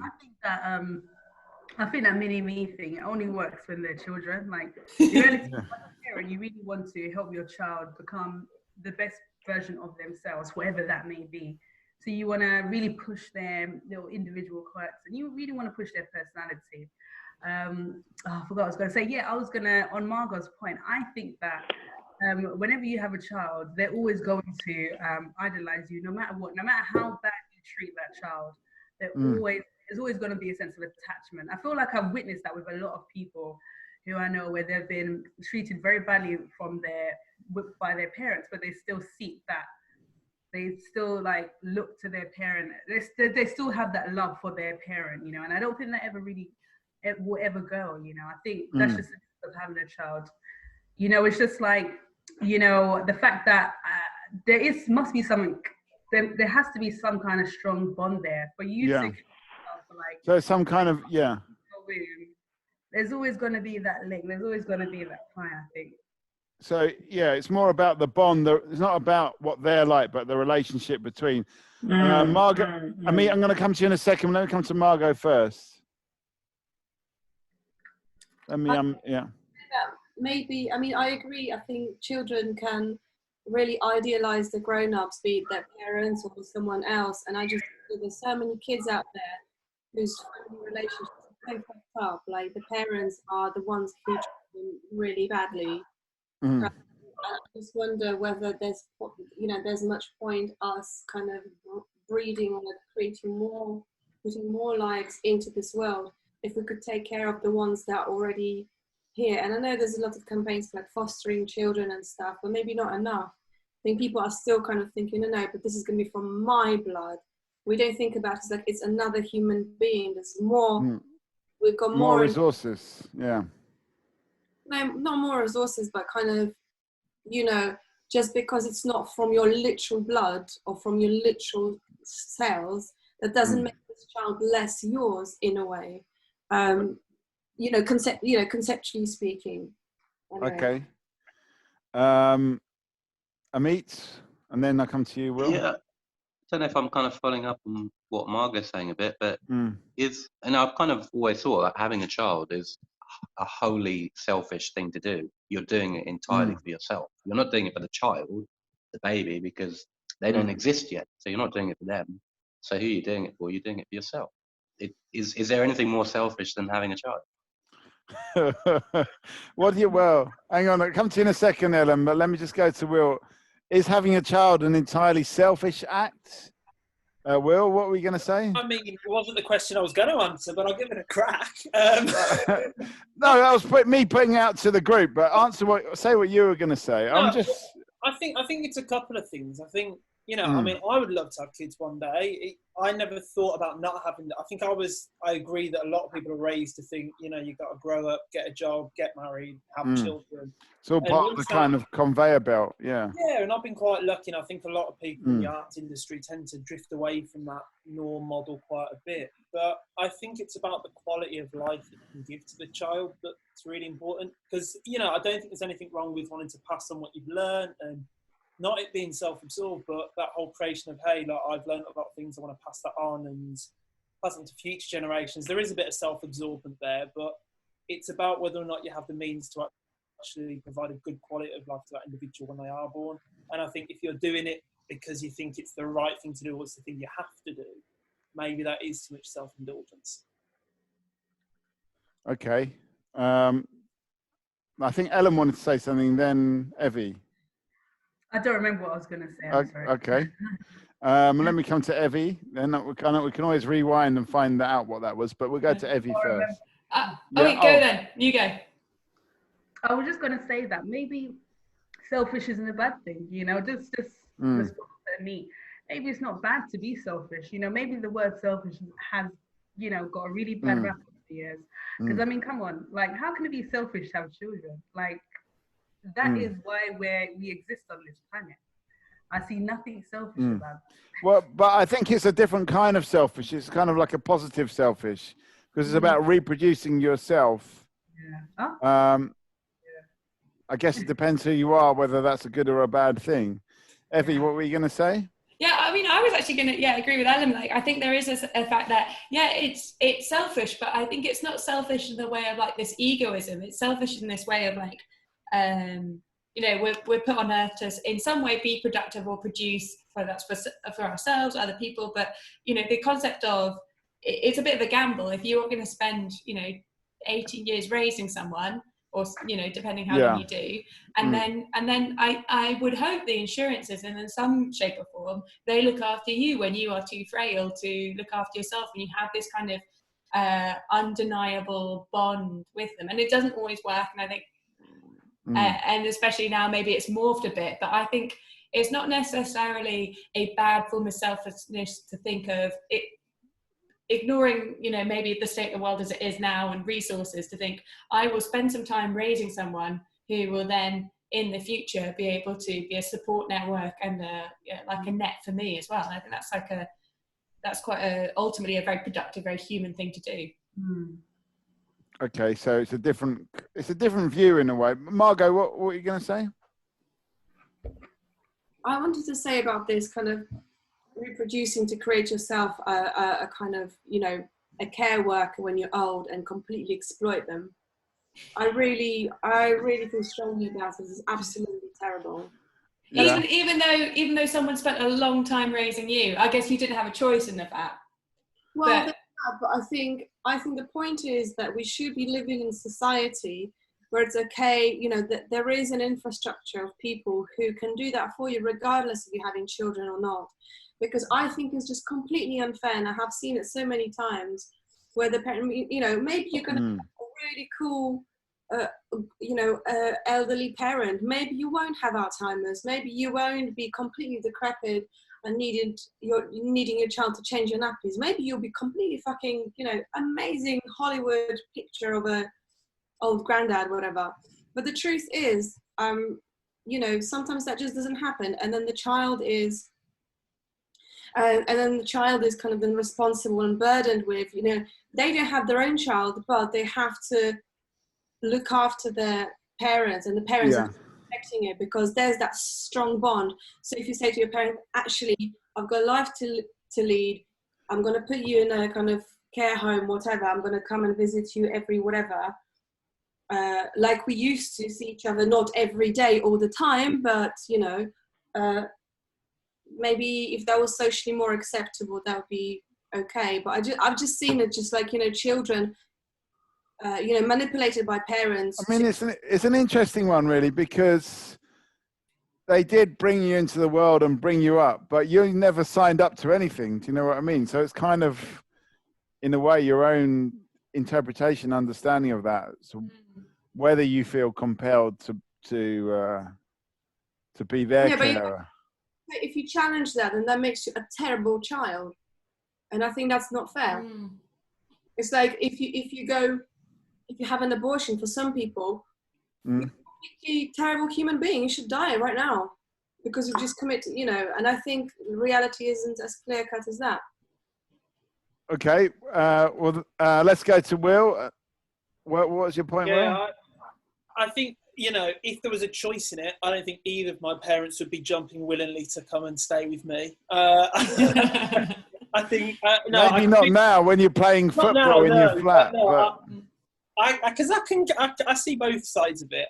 I really do. So, like Margot, I know a lot of people that are quite burdened down being sole carers for either parents or relatives.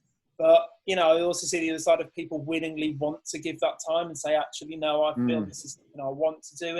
And it's difficult. But like I say, I think there's a lot of parents out there whose last thing would be like, please don't put me in the house with my child again. I've only got rid of them 10 years ago or whatnot.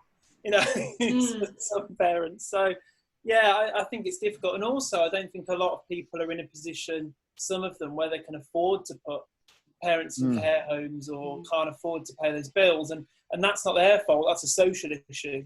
But it's one that needs attention from a wider society, I think. Okay, also, I've got to shoot as well.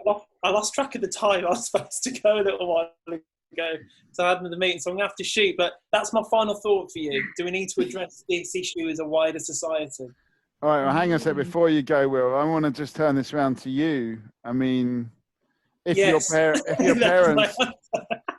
would you let... I mean, you're on record here. We are being streamed possibly to your parents. Would you look after them? It depends on what situation I'm in personally, I think, and it depends what kind of care I can provide. But also, I genuinely think if there was a conscious choice in it, neither of them would be running to that door. Yeah. But no, I think very high when you said there, didn't it? Your voice went very high. Yeah. Anyway, we'll let Will get off to wherever he needs to go. Thanks for joining in, Will. See you later, guys. And thanks for giving us the view from Birmingham.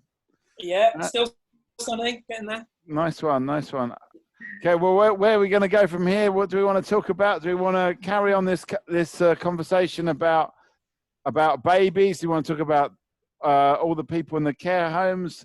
Has the society got a responsibility to look after these people, give them a more dignified life? Yeah, maybe Margot's right. Maybe there's like a case to be made for like at least sharing the burden, but I don't know what that would be, whether that be financially or socially. You know, maybe everyone spends some time volunteering, helping old people, but or maybe that like goes into the, you know, what responsibility do you have to people who are older than you? especially we don't really have like a society, at least in the UK, that really sort of venerates, like looks up to older generations. Okay, are we giving enough respect to the older generation? Let me come to Amit because he's had his hand up first and he's using the system as well. Oh, what system? What's the system? Well, you have to go to chat, put the chat or participants up, and at the bottom there's a thing saying raise hand. Ah. And that's how you raise your hand. Look, Ellem's done it now, so she's next in line. But anyway, Amit. If you play by the rules of the system, you are bound to do better, right? This is what I'm learning here. Certainly. I don't know, this whole conversation is kind of, in a way, to me, it's about the individual versus society, whether it's your family, your community, wider society. You know, I was kind of brought up, my ethnicity is Indian, so I have this it's kind of constantly been there about how much am I an individual and how much am I, just part of something bigger. And I've kind of fought against it all my life, I suppose, on an individual basis, wanting to be an individual. But what have been the pressures? And we've lost that.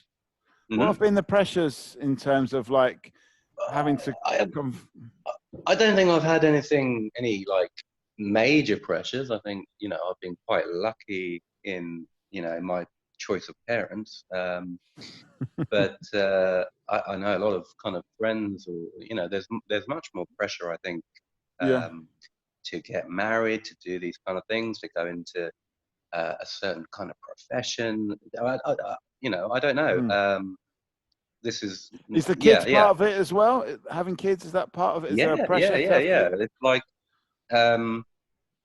like somebody was saying, get married, have kids, do this, do that, and you will look after your parents when they're old, and there's more support for you in some ways, but also it's claustrophobic and it's kind of stifling. But as a society, we probably don't have enough of that now. Like there isn't that sense of co-responsibility. But it's like a constant kind of tension, isn't it? The individual or something bigger. Do you feel the same way as Will, that you wouldn't want to take on your parents and look after them? No, I probably wouldn't want to if it comes to that. But I might feel obliged. I would have to. I don't know. Yeah. Okay, let's go to Ellen and Gillian. You've got your hand up. I don't know if Ellen had her hand up and then you lowered your hand. Is it gone now? No, I still have my hands. But what I was going to say is that, I think there's just such a lack of like care for the older people in this country. That's why, well, I suppose the world maybe, because when this whole virus thing started, everyone was like, oh, it's just the old people that is killing. Who cares? And you just kind of see like the neglect, in society when it comes to old people. I mean, we're all going to be old one day, and I mean, somebody tells me the care homes are not going to improve. So, but we've still got 20, 30 years in which to change society where they venerate older people before it really matters. Yeah, that's what I got to say. I just think I worry about me when I'm older and how society's going to view me. They won't even see me because old people always say that they're not even like, people don't visible. See them when they walk. They're not. And I just think that is so heartbreaking. These are people who contributed so much to society. They're the ones that paved the way for us to be here. And I think we owe them something. Okay, so we're not really delivering for the old people. Gillian, what were we going to say?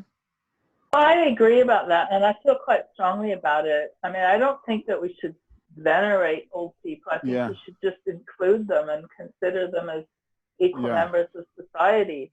I mean, my personal feeling is if my parents felt that they wanted me to look after them, I would do it. I wouldn't really hesitate. I mean, at the moment, they don't necessarily, but I'd be ready to do it if it came to it. Obviously, I have no medical professional experience, so if it was that sort of thing, then I wouldn't. But I don't feel as though my self would be compromised. I mean, I have thought before the virus, I was thinking I'd like to do some kind of voluntary work with older people. Now, of course, it's become a bit difficult because of protection. But I mean, it's still something I would consider doing, because I think that the way in which our society dismisses older people is really toxic. I think that it says something about who we are, and if we want to be better as a society, then we should really rethink that. And that's my feeling. Okay, is it a kind of symptom of our toxic society that we just don't care about older people? Margot, what are you going to say? I just wanted to say that, firstly, I think it's sometimes not cynical, but I think it's thought through on behalf of children to look after parents, because they know they will inherit from them. And I think that's playing into it as well. It's like, oh, fair enough, I'm just going to look after my mom. And so, yeah, whatever. I'm getting a house at the end of that, so fair enough, I'll do it. I sacrifice myself. Whoa. But you know, so you do it for the house, basically. Yeah, you kind of so the old lady doesn't lose her mind. I mean, this is super extreme, but I think that you know, to say that isn't that isn't one of the pressures that comes into your decision to look after your parents. I think it's just insincere. I think if there is something to inherit, you would think about it, not because you're an evil person, but because this world is geared precisely towards phasing out old people. And if you're not kind of out there, if you don't have money, property, if you're not producing, then you're kind of useless to society. So okay. It's like, it's nearly, there's no place for a genuine family or love connection between members of the family, because all these other things that you have to think about to be, to survive. That's what I wanted to say. Evie? Yeah, I was just thinking about like the balance of rights between, maybe if you're a person who's had children and thinking about the rights, what right do you have to your children to provide you care, as opposed to, I think the thing that I see a lot more, or maybe I saw more because my mum worked in specialised in looking after old people and working at governance and safety around old people as well. And she saw a lot more was the entitlement that children see towards their parents' wealth and their parents' life savings, which I think is a lot more destructive maybe, and I think is a lot, like you were saying, a lot more problematic, and it seems more common than I think even maybe Will was saying, if you have raised children, I don't think it's not your first and foremost thing of oh, they will definitely take care of me in X, Y, and Z way. Quite often people will prepare themselves to I'm going to save and go to this sheltered living, or I'm going to go to this care home. But a lot of time, people will be like, oh no, stay with us. Don't spend your savings on this expensive care home, because then that affects our inheritance. So I think that's a lot more. But you laugh, but it's something that is she saw a lot of, and near the end of life, if someone's in palliative care, lots of children fighting between who's going to look after mum or dad the most so that they get more inheritance, and it's really weird, and I find that's the harder thing to deal with maybe than asking for someone to look after you for 6 months or a year. Wow. Okay, Margot. Sort of a bummer now. Yeah. No, but I think it's true, and sometimes people do it because they live in poverty. I knew somebody who took in their mother, then they looked after their mother, had quite a high what's it called, pension, because she was sent to Siberia during Second World War, so she's been through a lot. And especially high or higher than average pension. So her daughter took her in, not because she particularly wanted to, had a calling to look after people, because her family was already broken up. She lived with a son who's completely a violent, dangerous guy, right? And of course that there are reasons why he turned out like that as well.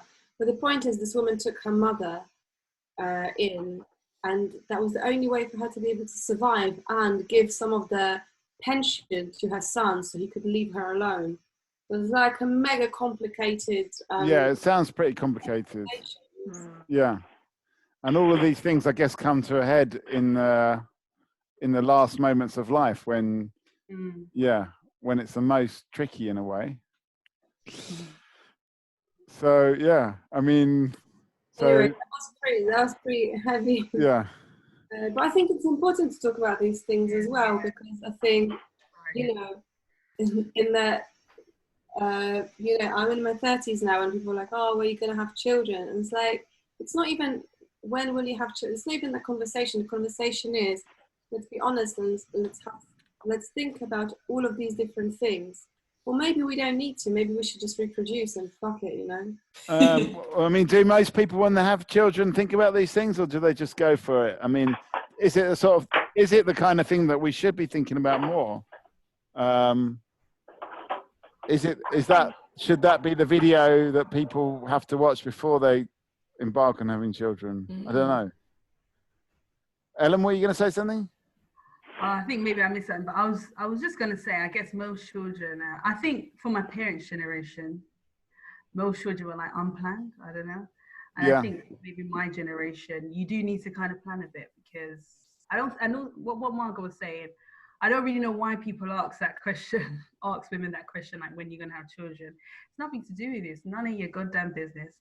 But also, if you do want to have children, yeah, you do have to plan, because obviously, you know, there's a clock, you know, so you know, you can, unless you have money, you can wait until you're like, you know, a lot older, but if not, the clock is ticking. But then you're tired. Yeah, that's so.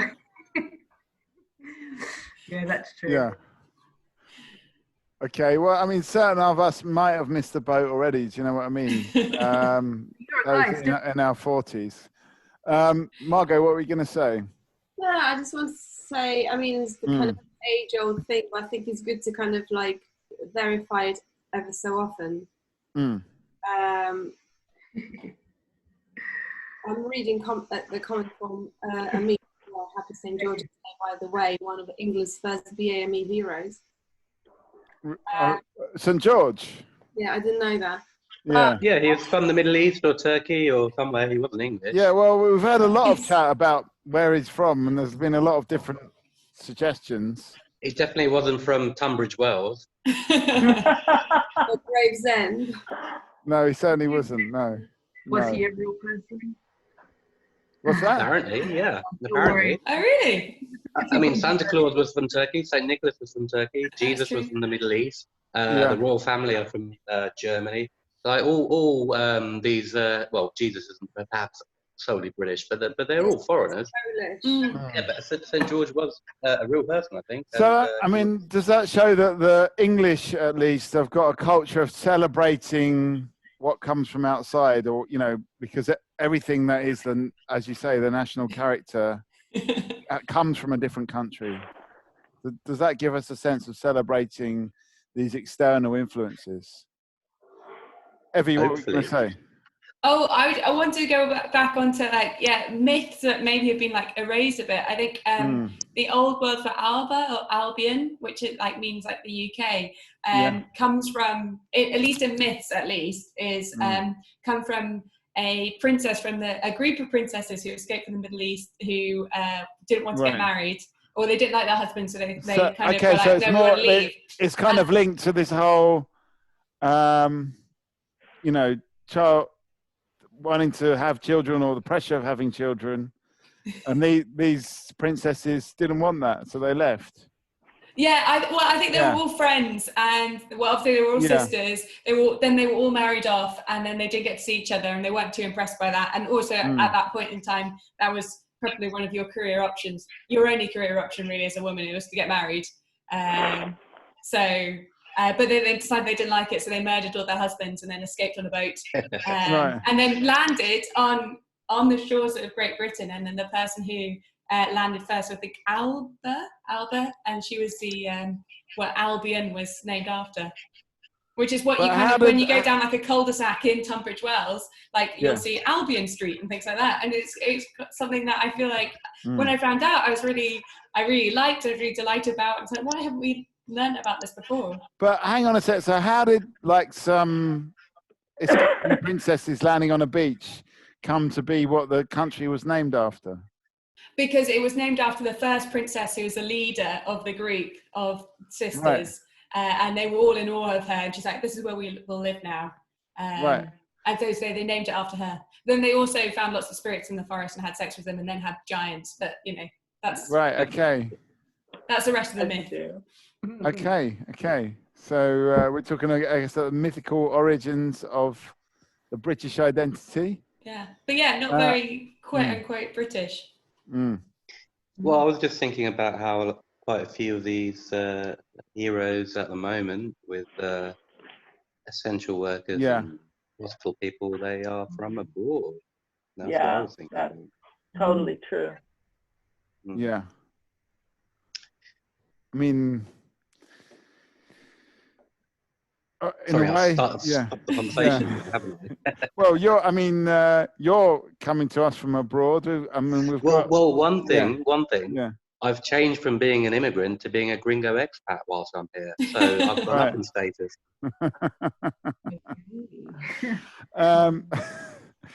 I mean, in a way, like, is it this kind of this island mentality? If we've got one, I don't think the people certainly here talking have got it. Is it kind of like all about, in the end, people coming in and out of the island, and our identity isn't so much about that one little island?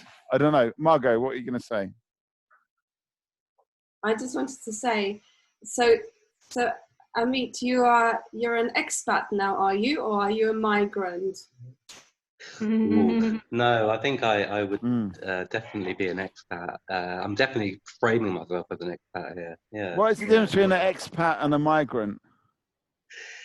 Big difference. I don't know if I can put it into words. You know, the expats are the kind of ones from England who go to Spain and they have their fish and chip shops and their Sun newspaper delivered to them.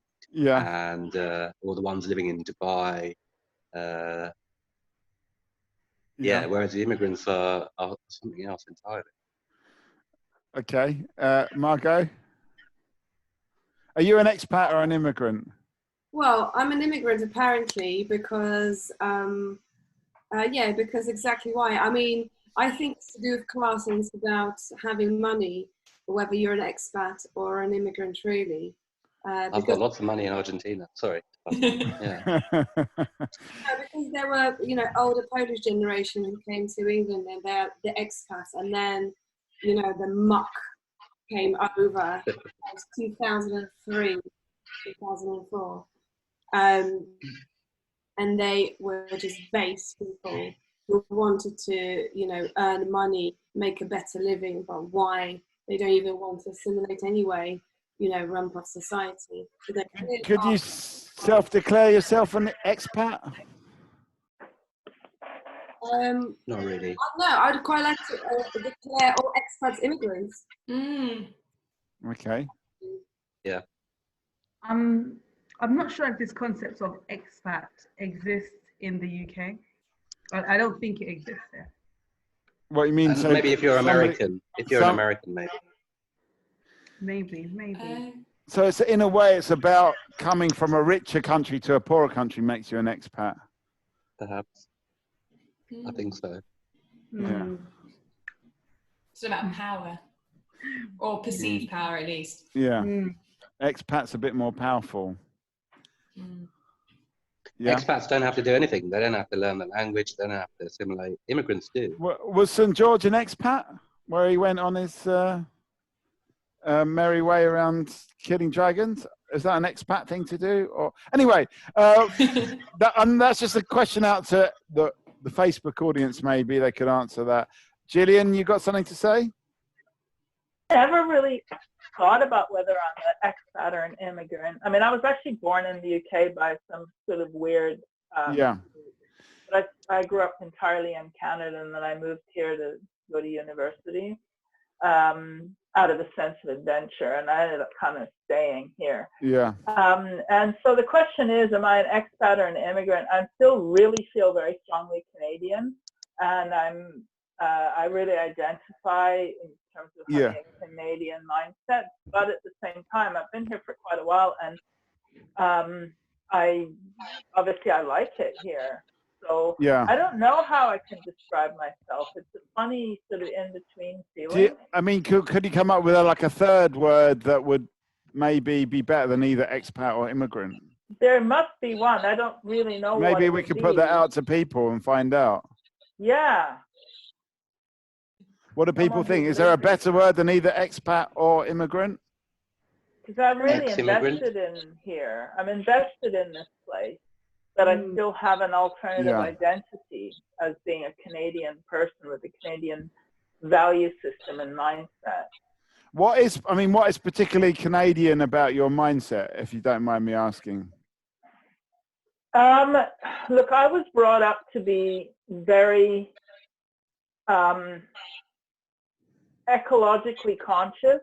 Right. And I'm not saying I am perfect. I'm just saying my education, upbringing, and also to be very, just think it's completely normal to be with people from different racial groups, right, to hang out with them and have them as friends from primary school age. And I'm not saying we don't have racist people in Canada, but it's very normal. I was brought up, it's just you don't really think about it, it's just there.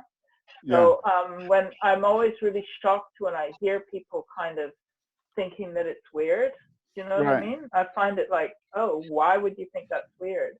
So I think that's a very Canadian thing.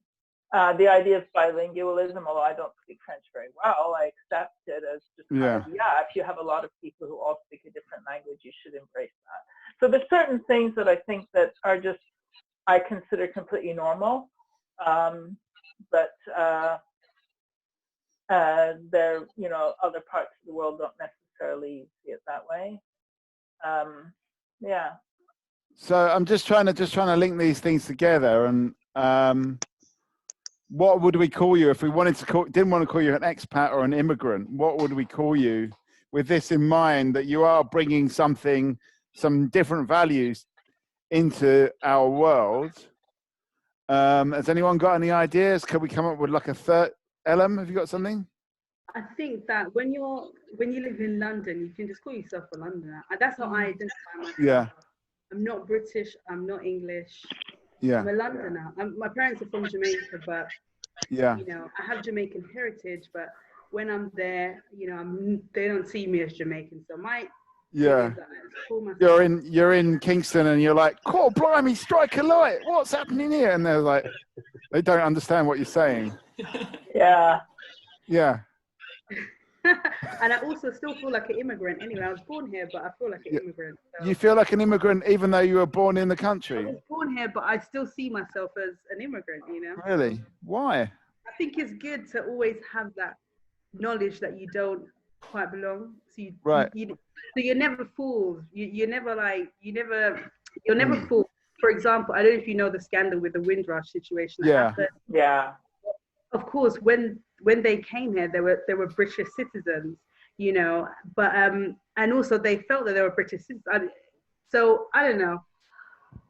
For me, I just prefer to just always see myself as an immigrant, even though I was born. And you're happy with immigrant? You don't want to be an expat or maybe Londoner as a term? The thing is with identity is it changes. You're allowed to sort of, depending on where you are in the world, it can change. That's okay. Let's go to our expat in Buenos Aires. What's your point? Well, when I'm in the UK, I don't see myself as an immigrant. I mean, I don't really care what other people might see me as. And also, like, when I was a kid, when I was young, I remember kind of saying to my parents, I'm English in some conversation. And they were like, ooh, maybe use the word British instead of English. Why? You know, because somehow they felt that British, like English had to be kind of white English, you know, and I was like, why? I was born in, where was I born? I was born in London, you know, so that's England, so I'm English. And it's a bit like, well, why give the power back to people who want to deny that from me? So you think you've got to claim that in a way? Yeah. I mean, I am that. That's how I feel. So I don't, you know, if other people feel differently, that's their choice. But I shouldn't kowtow to them. Okay. No one's asking you to kowtow to anybody, especially not in this day and age.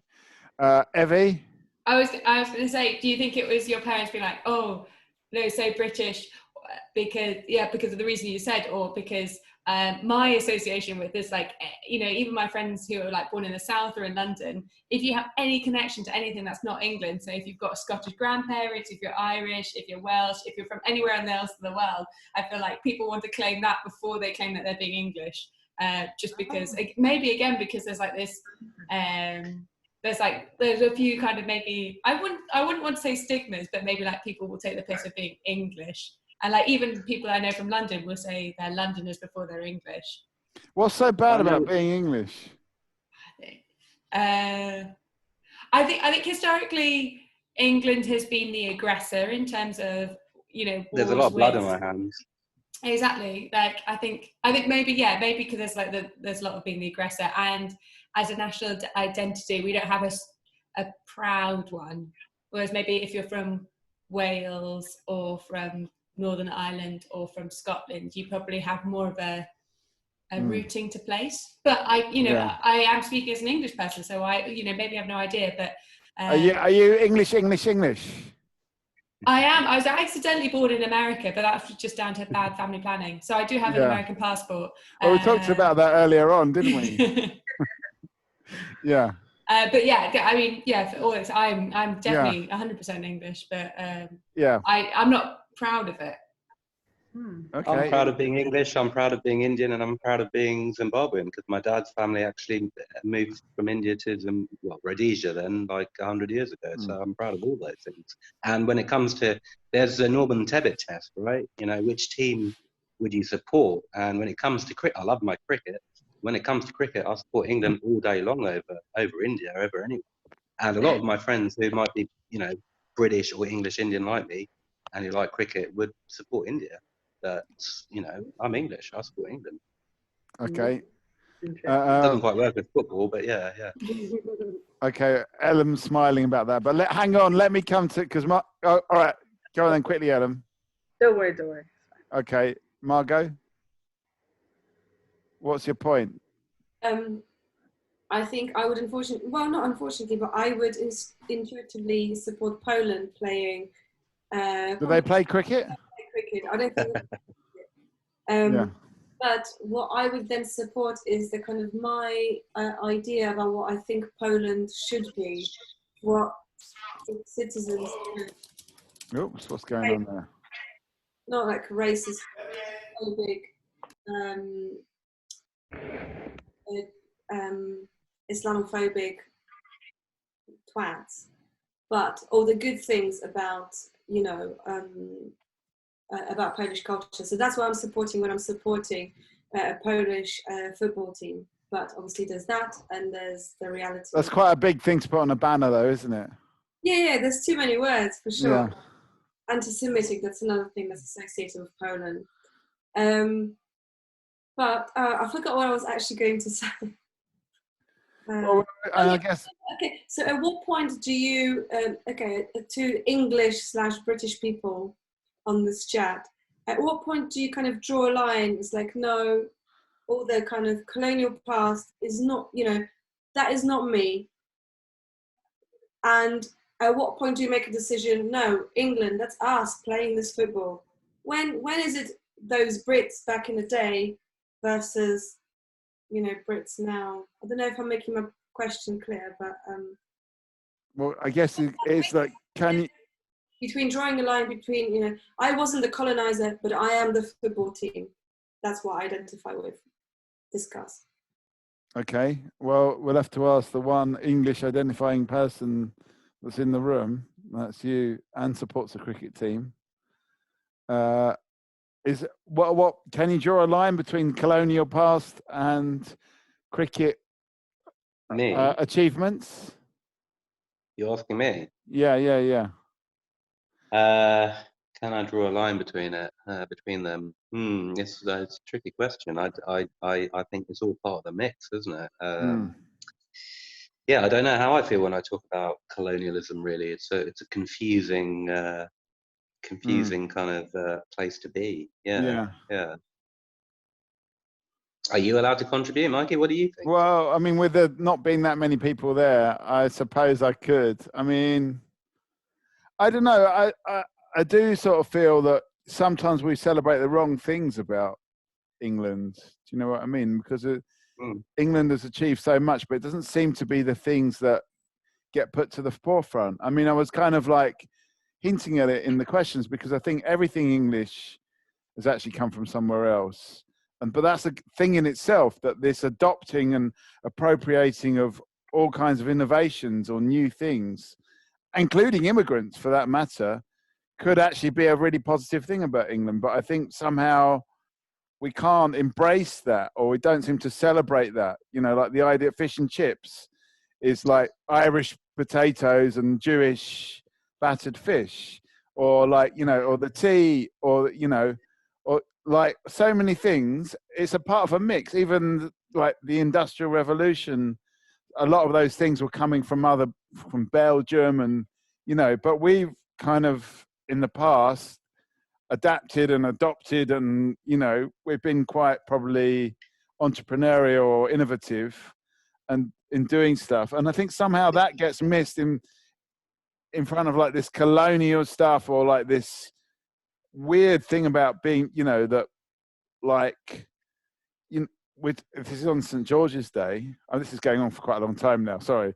We're on St. George's Day, but, you know, like it's all the sort of like really, in a way, uneducated people that are sort of talking about a kind of defensive idea of what England is about. And it's like uneducated, but it comes from the educated people. This is all set, I think. Well, I do agree with you about that, because I think it's about what is the agenda here, and what are we actually going to, you know, put in front of people as something they can identify with.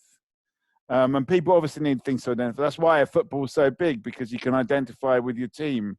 And it doesn't matter, like, you know, in a way for the England team, there's a whole palette of different skin tones and different looks. And they've got no problem identifying with that palette of people. So I think to a certain extent, you're right. There is an agenda. Anyway, Gillian, you had a point to make. Gillian? Can you hear me? Have you frozen, or I think she's frozen. Go on, Ellen, you jump in. Oh, hang on. Let me unmute you. Go on. No, I was just going to say that it's a shame that, you know, there is pride with English people, because there is a lot to be proud about, you know, for English people. I suppose the issue is that English pride has been co-opted by foreign. So, you know, that's the challenge. On Margot's point, you know, how can one separate one's colonial history from present day? You know, for me, it's not, I will never separate that. You know, the reason why I am here right now in Hackney is because of that colonial history, which has not yet been acknowledged very much by the British government. You know, I don't think British people understand how much, you know, the slavery, you know, had on the Industrial Revolution, had on businesses, had on people. You know, many families around Britain profited from owning a slave. You know, you got Tate and Lyle, Barclays, man, all of these businesses are what they are. The monarchy, they're what they are because of what they did in the past. That's part of English history. That's part of British history, and that's okay. That's fine. It's nothing to be afraid of. It's nothing to be embarrassed about. That's just the past, but acknowledge it. You know, acknowledge it. Educate people about it. I couldn't. My last name is English. I could never separate that past from my. Do you know anything about actually where it's come from? Where? I have no desire to look into it, because I know it's only going to do it. It's gonna. It's who I am, and that's it. You know, I'm not embarrassed about the past. Of course, there are hurtful things when you go back, but yeah, that's all I've got to say. Okay, I mean, we've got a text from. We've got more text coming on. We got. Anyway, let me go to Gillian. Hopefully, we can hear you now. Can we hear what you say? Hang on. I can't. Somehow we've lost. Can you hear me now? Yeah. You can hear me. Okay. Can you see me? Yeah, I have we can this hear book I would like to show you because it's really on topic, and I've just started reading it. Yeah. It's this one here. It's called Insurgent Empire. I'm not exactly sure how to pronounce the name of the author. It's Priya Mavada Gopal. Yeah. She's a professor at, I think, Oxford, Cambridge, actually. It's really interesting. So I follow her on Twitter, and she's really brilliant. And she's written a really interesting book. It's called Insurgent Empire, Anti-Colonial Resistance and British Dissent. And I saw her giving a talk online, which I can share with you, where she's talking about that her research showed that there were actually, during the period of colonialism, it was not 100%, there's a lot of people really dissented from it and really opposed slavery and really opposed imperialism. And they were kind of, written out of history in a sense, because imperialism and all of that was really celebrated. And she went into the archives and she found that a lot of people at least questioned it, and many actually opposed it. And that is an alternative history of Britain and of British colonialism, which isn't brought up as much as it could be and that it should be. And that, in a sense, what we think of as the history of England isn't necessarily the history of England. Right. Okay. So in a way, we're kind of being bamboozled by history as well. Yeah, and exactly as Amit said, so there's an agenda, there's a narrative that we have it kind of poured all over us. Yeah. But we have to question it. Okay. So, I mean, there's one thing, I guess, which is about celebrating those hidden things, but also there's this kind of narrative which is so, as you say, poured all over us, which you have to somehow kind of scrape off to get to a different kind of, in a way, we can't sort of undo that Pandora's box without talking about all that bad shit that went on as well. Amit, have you got a point? Were you going to say something? Oh, his meat's frozen now. Yeah, that's absolutely true. That's absolutely correct. Yeah. I was going to say something. Yeah, go on. I was just going to make the point that we, the British, got rich off of slavery and drug dealing. Yep. The opium trade is what made us really rich, and slavery. Yeah. But some people got rich because lots of people were shut down coal mines. The vast majority of British people have been subjected to over history. The vast majority. So yeah. I mean, they've done research. Sorry, I'm not going to go on about this, but it's my some subject I like, history. There's research that the people who made money off slavery and opium and that are people who are still rich today. So, it's not like they were in the past and now their descendants are just like the rest of us. No, it's the same people, the same families. So, I suppose there's still a reckoning that hasn't really happened yet. Right. So that may be why the agenda is still skewed in the way it is, I suppose. Evie, you got a point? Maybe. I think it was just, it's interesting you're saying that, if there are families who are still rich from those crimes in the past till today, which maybe makes us more squeamish. I remember going to see a curator speak about the opium war, the opium wars, and she's saying, why do we not talk about this more? This is a state-sponsored drug war. Like, this is an exciting thing to talk about. It's interesting and it's important. Like, why are we shying away from it and trying to only tell it from British generals' perspectives and finance? Why are we not talking about it as the whole thing it is? And I think it was a really interesting way to think about that history, that we, when it's something that maybe we've benefited from, we kind of don't address it for what it is, which is like, this is a juicy subject. We should teach this more because it's fascinating. And I wonder if it's because we still benefit from it so much today that we're kind of more like, oh, you can't talk about that. Yeah. Is it because the people in power are the people in power and they still benefit, as Gillian suggested? Is it because we're just collectively embarrassed by it? Yeah, like David Cameron. Wasn't David Cameron's family, didn't they have some kind of slave trade connection?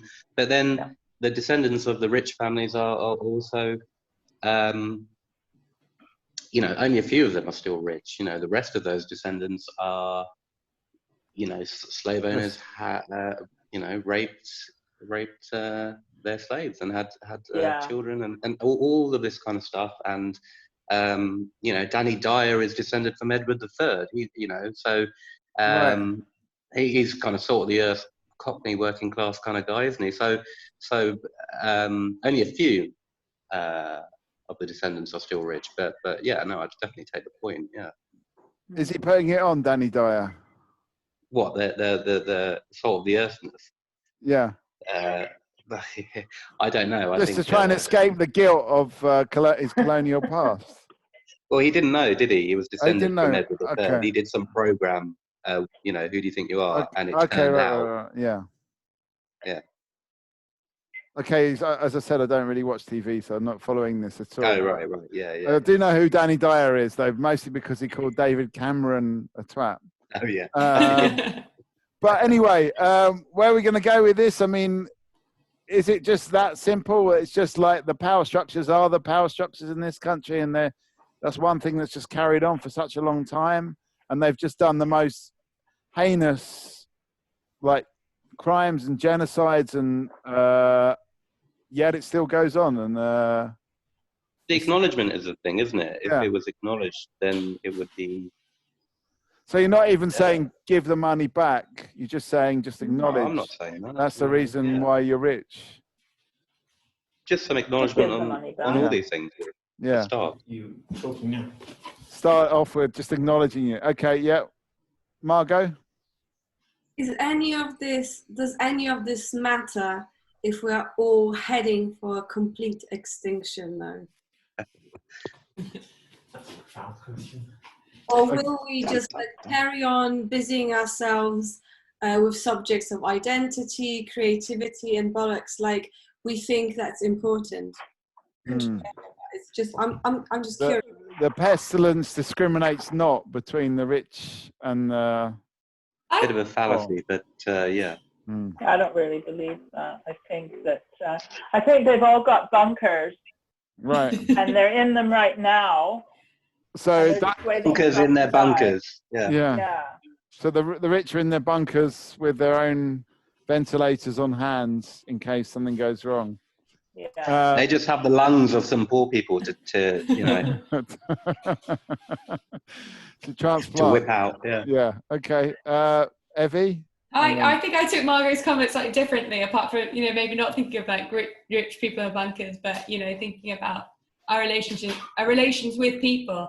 I feel like a crisis is you know, it's probably at the time, in the same way that you probably, you know, maybe call an old friend or a, you know, grandparent or parent in a time of crisis, because you realize those relations are important, even if it's just what one person thinks about another person.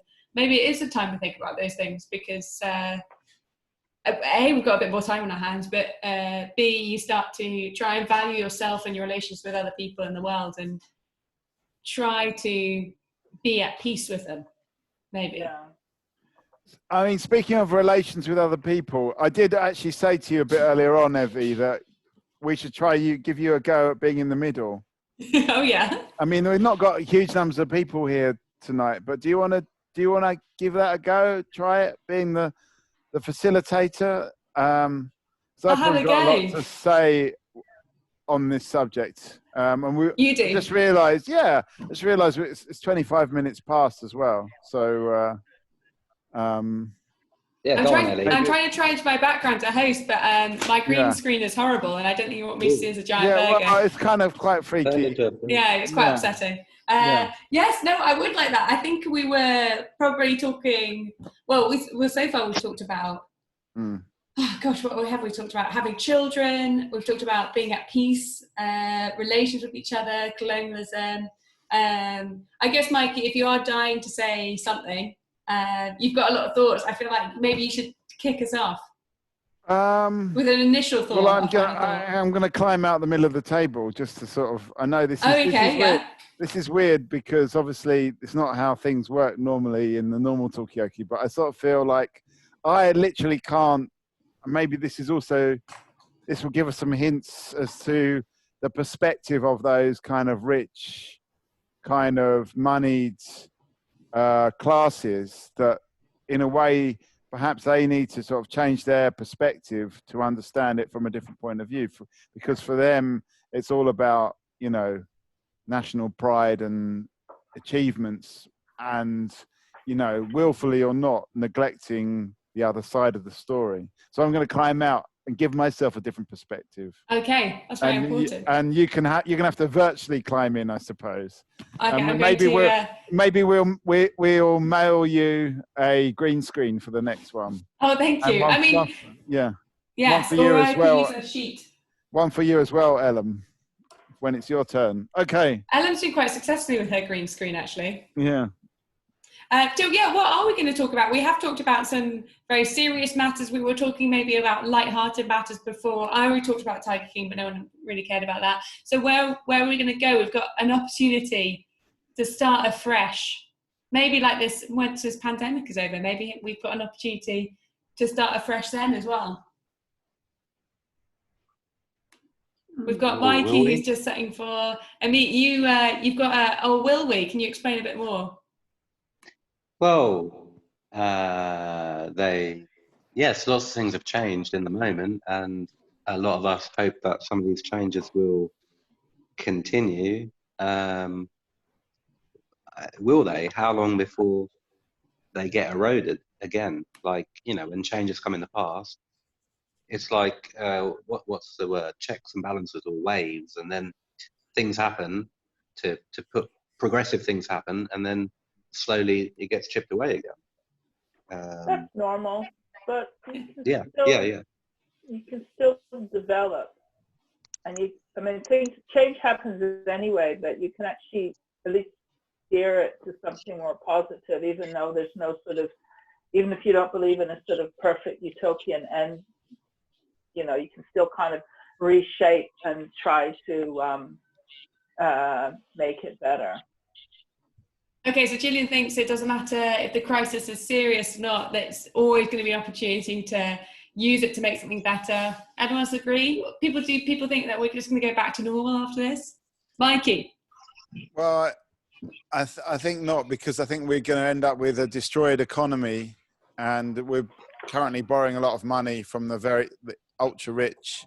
They're going to kind of want their money back, but at the same time, I don't know if they're going to have a means to get it back. I mean, they'll probably think of one, but I think there'll be some big shifts, some big shifts in how we perceive society. Maybe we will be asking more questions about who's in power. I mean, I think Boris Johnson's done such a bad job at managing this that hopefully people will sort of reconsider, you know, how they're doing politics in this country. Anyone disagree or agree? I just wanted to ask, how do you know that British government is borrowing money? And who are they borrowing from? Because was it Richard Branson? He's looking for, you know, bailout from the government, which is amusing. But, you know, who is there that we can borrow from? Where is all this money coming from? Because I don't have the answers. How do you have it? Is it from selling lungs of poor people? I don't know. Isn't it all just a made-up thing? Isn't it like the magic money tree, quantitative easing, whatever you call it? I mean, you invent more money, and then you don't give it to the rich people. You give it to people who don't have anything, and then that, you know, universal basic income, right? That's you just say we've got more money, and you give it to people. Isn't that what people? Isn't that a way to? I mean, yes and no. Yes and no, because like money is just numbers at the end of the day, and it's just a way to say I've got a lot of stuff and you haven't got any. You do something for me because you owe me money. So I mean, we're stretching it, I think, to the very limit, but I think that most of the wealth these days is in these tax havens by this class of super rich people, many of whom are probably the descendants of slave owners or, you know, adventurous capitalists from the 17th, 18th, 19th century. Ellen, you had a point. Oh, Ellen is muted at the moment. I might need one of the hosts to unmute her. Are we giving you host status? Let me just... You haven't yet. Okay, we'll just sort that out. I was just gonna say it's at 7:30. It's a Thursday night. You know what's gonna happen at 8 p.m. We've all got to go out and yes. All right. Sorry. I have to go. Have to be prepared for I'm this. gonna shoot off. So bye. I have to go. Hey, Gillian, before you go, you have to give us a final thought. Oh, final thought. Well, I think that conversation like this are really important because, you know, we talked about a lot of different things, but actually there's some interesting kind of thoughts and ideas generated. And I think that I think right now is a really good time to have a conversation, especially if we didn't know, and to find out where our shared thoughts and ideas might maybe help us to actually do something positive. It's long, but yeah. It's given us some good content. Thank you, Gillian. All right, take care. Have a great evening. All right, take care. Hope to see you again soon. Ciao. Bye-bye. So we've had quite a good manifesto left to us by Gillian. You know, where else are we going to take this? We've clapping for NHS workers. Have people been enjoying doing that? Have people got opinions on that? I haven't been doing it myself. You're just using it as an excuse to leave, basically. No, not at all. Actually, I was just down there just to see what other people thought, just to see whether or not I was just being insensitive or too harsh about my opinions on it. You know. Margot. I think I mean at first I was like, yeah, clap the NHS. Of course, I'm not benefiting from it because I don't have the virus, but there's a lot of people who are. And then my flatmate's son, he was really upset about people clapping the NHS. I was like, oh God, why? Why? And he said, it's because, you know, stupid people vote fucking Tories. NHS is underfunded, and now it's just like a patronizing gesture. It's like, oh yeah, thank you, well done for doing all this stuff after you've suffered pay cuts and all that kind of stuff. Now we really need you, so we'll applaud you. I'm sure you can buy lots of things with the applause. So I started from that point on. I tune into clapping, but I'm not clapping that much. But yeah. So is it patronizing? Is it supportive?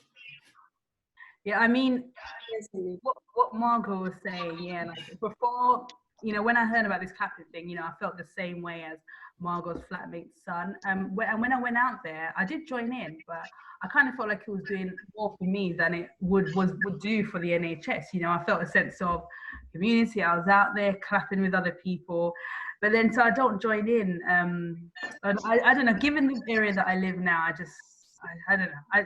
Again, it still feels patronized, and I feel quite angry about NHS and the situation, and the nurses are putting their lives on the line. And I just feel like this clapping thing, is it the Conservative government kind of putting it out there as a way to kind of, I don't know, put a plaster over the cuts that the bullshit that they've done over the years? I don't know. So yeah, maybe clapping is just like a plaster for the current government's funding choices. Mikey. Well, it's a very thin plaster over a very deep cut, isn't it? You know, I don't know. I live just down the road from Elm, but when I go out to my flat, like it is, as you say, it's just a chance to see some people more than anything else, and see there's actual other people out there. I know a lot of my neighbours as well. But actually, I went out last Thursday, exactly a week ago, and there was only like 3 people out there. Like, I think people have got bored of it. I mean, I will say as well that people in Hackney, like hardly any of them, like about 7% of people in Hackney voted for the Conservative government. So, you know, they're not the ones that are, you know, that are putting like, you know, the pressure on the NHS. So, you know. So we've got, Anit, you've got a point as well. You've got your hand up. Yeah. Thank you. I was going to say, thank you. I was going to say that the clapping is great on one level to show support for everyone who's, you know, putting themselves out there and putting their lives on the line, quite frankly, some of them, a lot of them. But it is like, it's become a political thing, hasn't it? It's like, everyone pull together. Let's not criticise the government. This isn't the time. And I think the government, the Tories, are using this in some way deliberately to kind of, again, to kind of quash any kind of sense of accountability or questioning what they're doing. Let's all just clap like seals. Is there in some way, anyway, like an apolitical like supportive action that we could do? You know, do we feel like there's something that is like the antithesis of a Thursday clapping? I think, Mikey, you had some thoughts, and then maybe we'll go to Margot. Oh no, not really. Not really. No. Oh, jump straight to Margot then. Yeah. I think the best appreciation for the NHS workers would be to stay the fuck at home. Yeah. And people aren't doing that. Mm. Do you feel that's the case? You know, like, or people who are like, I guess, you know, are you getting a sense that people are staying at home? Do you think people are breaking the laws? Or the laws, the rules, Mikey?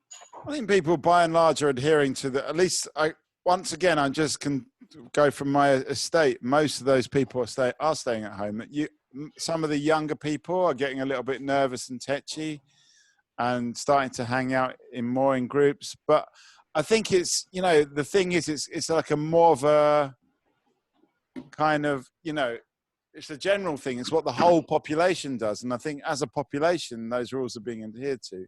I also think that it is, while we've got such nice sunny weather, you're going to boost up your immune system by going out. And I don't think, as long as you're sensible, you're not going to just pass on the virus to other people. So I think it's actually better to go out. Personally, I believe it's better to go outside. Well, I've only been going really from my flat to my studio and back again. Apart from obviously that, look at that look from Margot. I did go to the park the other day. Well, how do people feel about that? You know, like, are the rules clear? Are they confusing? Do people think that they are helpful in any way, or maybe not beneficial if you think it's important for your immune system to be outside? I think they're definitely open for interpretation. That's why you had people having the odd person having a barbecue, you know. But, you know, I think I was just reading today that, like, in Britain, people are by and large adhering to the stay-at-home thing. So I think people are following it. You know, you're always going to get a minority who, you know, are going to flout it. I mean, I think the mask thing, that makes me a little bit uneasy. I mean, I wear a mask, but when you're walking around and people are getting close to you and they don't have a mask, you know, I feel a bit uneasy about that. But what's it like? Oh, sorry, Ellen, keep going. Oh, no, I was just saying, what can you do? Yeah. Oh, I've got two hands up, but I was kind of quite curious about what's it like in Buenos Aires. Like, are there similar rules there? Are people adhering or not? And then I will go to you, Margot, and then Mikey. Yeah, I mean, it seems that people are adhering to the rules. I'm not 100% sure, but I don't think people are really allowed to even go out to exercise at the moment. I mean, I made friends with a woman on the roof, like on the terrace space on the roof, Argentinian woman, and she was like, take a bag, and then you look like you're shopping. You're going shopping and do some exercise. So, and we are, you know, hearing of, you know, we've got like built up apartment buildings all around us, kind of thing. So we are kind of snooping on all our neighbours and you know, keeping ourselves entertained by seeing all these people. And we've noticed various people who we call her Yoga Girl because she's always doing yoga. But she was there every day, and then now she isn't. So where's she gone? Where's Yoga Girl gone? So I don't know really. But by and large, maybe she got a bit freaked out by a whole bunch of guys looking out from the window. maybe. I mean, you know, I'm afraid we did that, but we got to just, you know, for our mental health, at the very least, just you know, rather than staring at each other, you know, rather. Anyway, everyone knows that there's buildings directly overlooking. So anything that's being done is done with some kind of understanding that we're all on show. Yeah. So something like that. Margot, you also had some opinions. Yeah, and then I forgot what it was because I'm so sorry. Mikey, maybe whilst Margot is remembering, well, we can just if someone forgets what they do, you can just rewind the last few comments. So there was, yes. like Amit's got this rear window thing going on with you know. Yeah, it's great. All the characters. I can't actually remember what the comment was. Hackney, we've been clapping. Yeah. Oh, yeah. Margot, what was that? There was a thread of conversation about the aging broccoli as well, but I'm going way back. Oh, that's way back, yeah, and aging parents as well. I guess now we've been talking about clapping, about people. We think by and large people are behaving themselves, are following the rules. Mikey thinks maybe if you're a bit younger, it's a bit harder, and so people have been maybe stretching it in a slight few weeks. But in general, we also, maybe people agree being out in the sun is good. Margot. I know. So, for instance, okay, so let's say some people observe the social distancing, or they're just sensitive that even if they feel invincible, maybe someone else around them isn't, and they would be nervous about somebody in a supermarket with no mask, no gloves, on the phone, having an expressive conversation with someone. And that happened to me in the supermarket a few times. There's always like one person at least who's like, yeah, man, like that, having like a full-on conversation, like, you know, it was fine.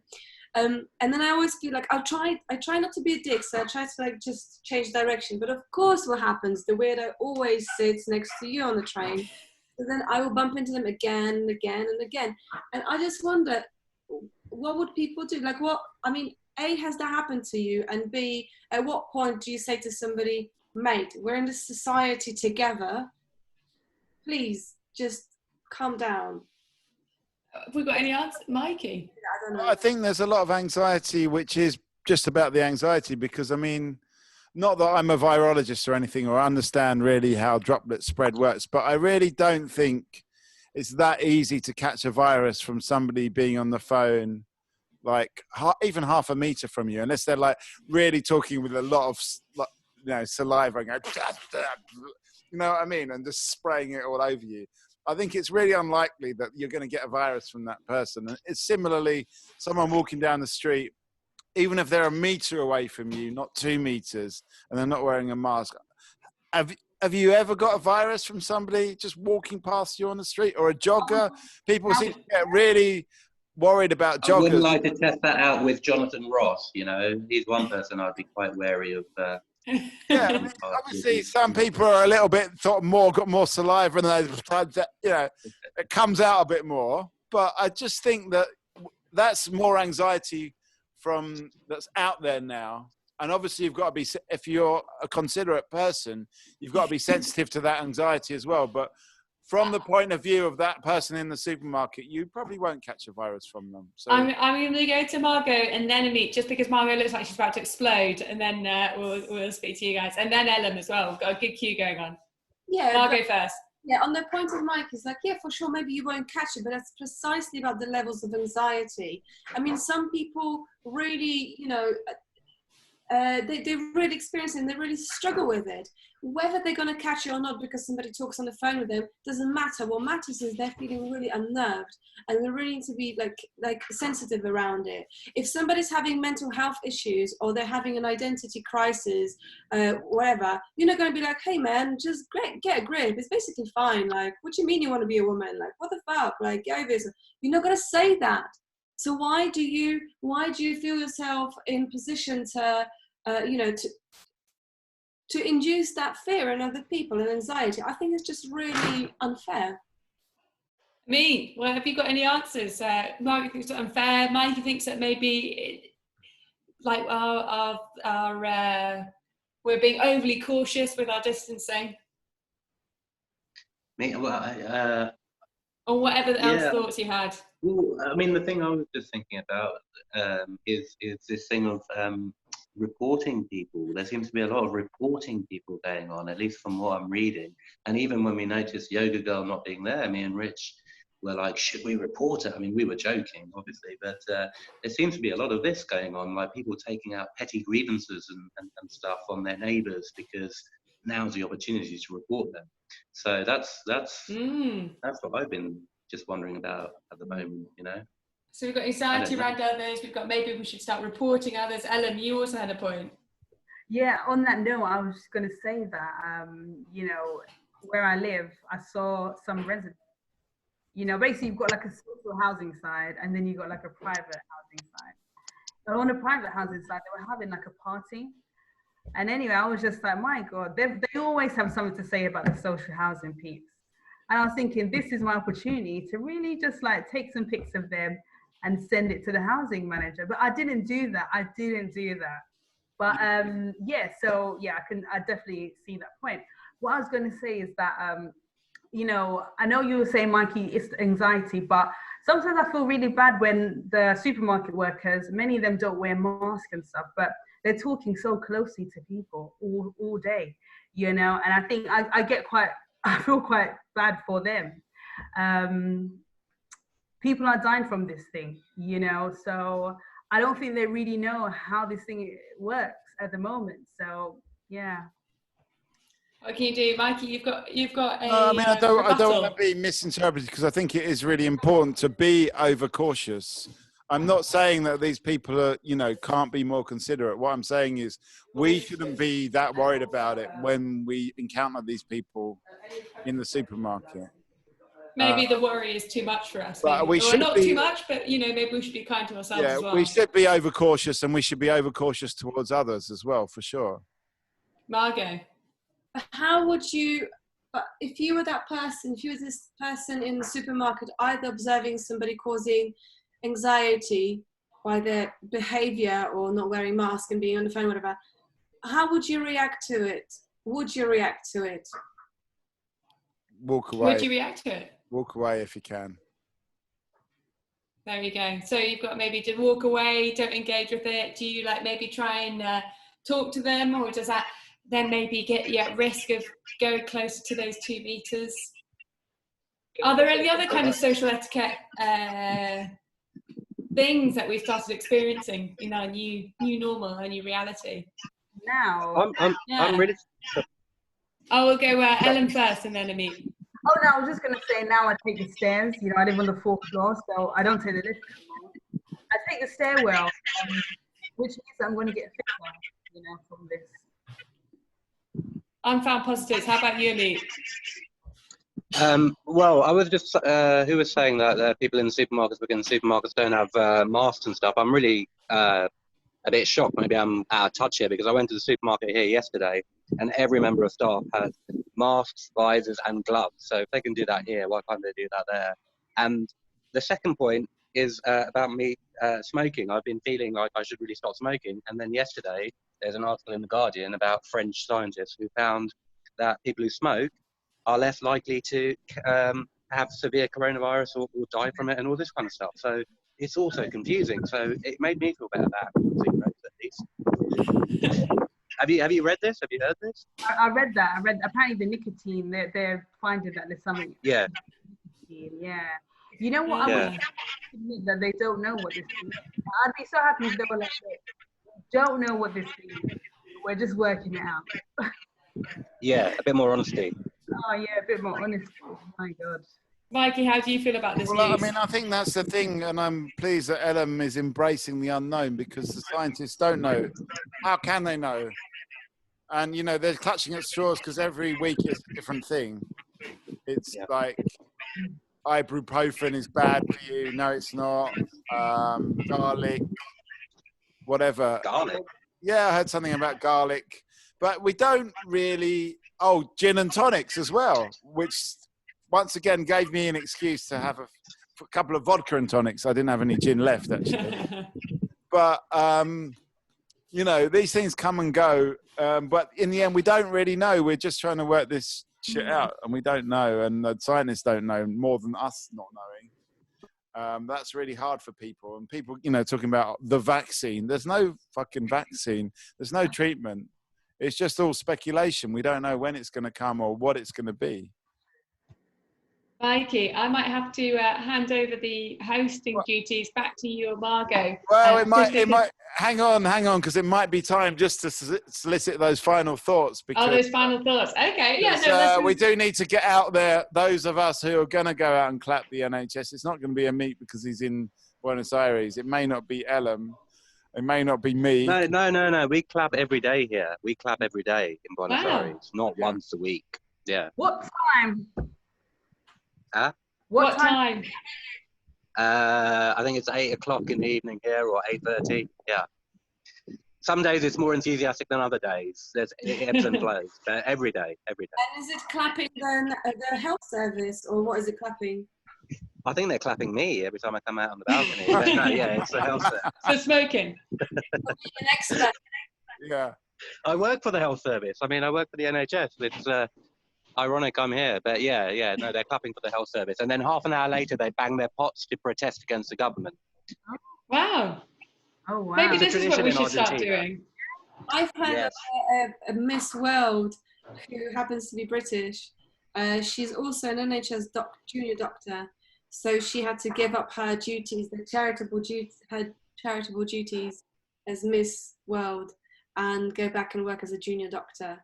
But she's looking very glamorous. Good on her, eh? Well, you see, that's another argument for having less PPE and wrapping people up in vacuum packs. Because Can I say something about doctors? Sorry, carry on. No, that's it. That's my point over.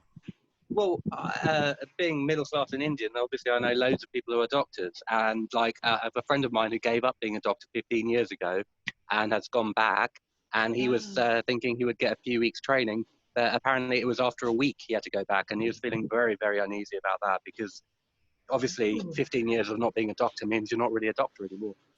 That's crazy. That's wild. It is, yeah. It's a gamble. That is wild. All right, final thoughts. Okay, final final thoughts. Who's got their final thought maybe formed? Have we got Margot, Ellen, me? Anyone's got final thoughts to leave us with from the myriad of things we've talked about tonight? I just want to say thank you for the Can everyone hear me? I don't know. Yeah, We can hear you. You're frozen.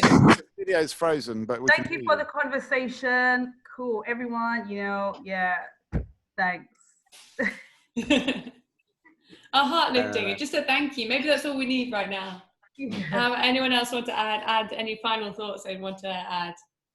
As an Englishman abroad, it's good. It's good to get to connect with you guys, and it's been a really interesting conversation. And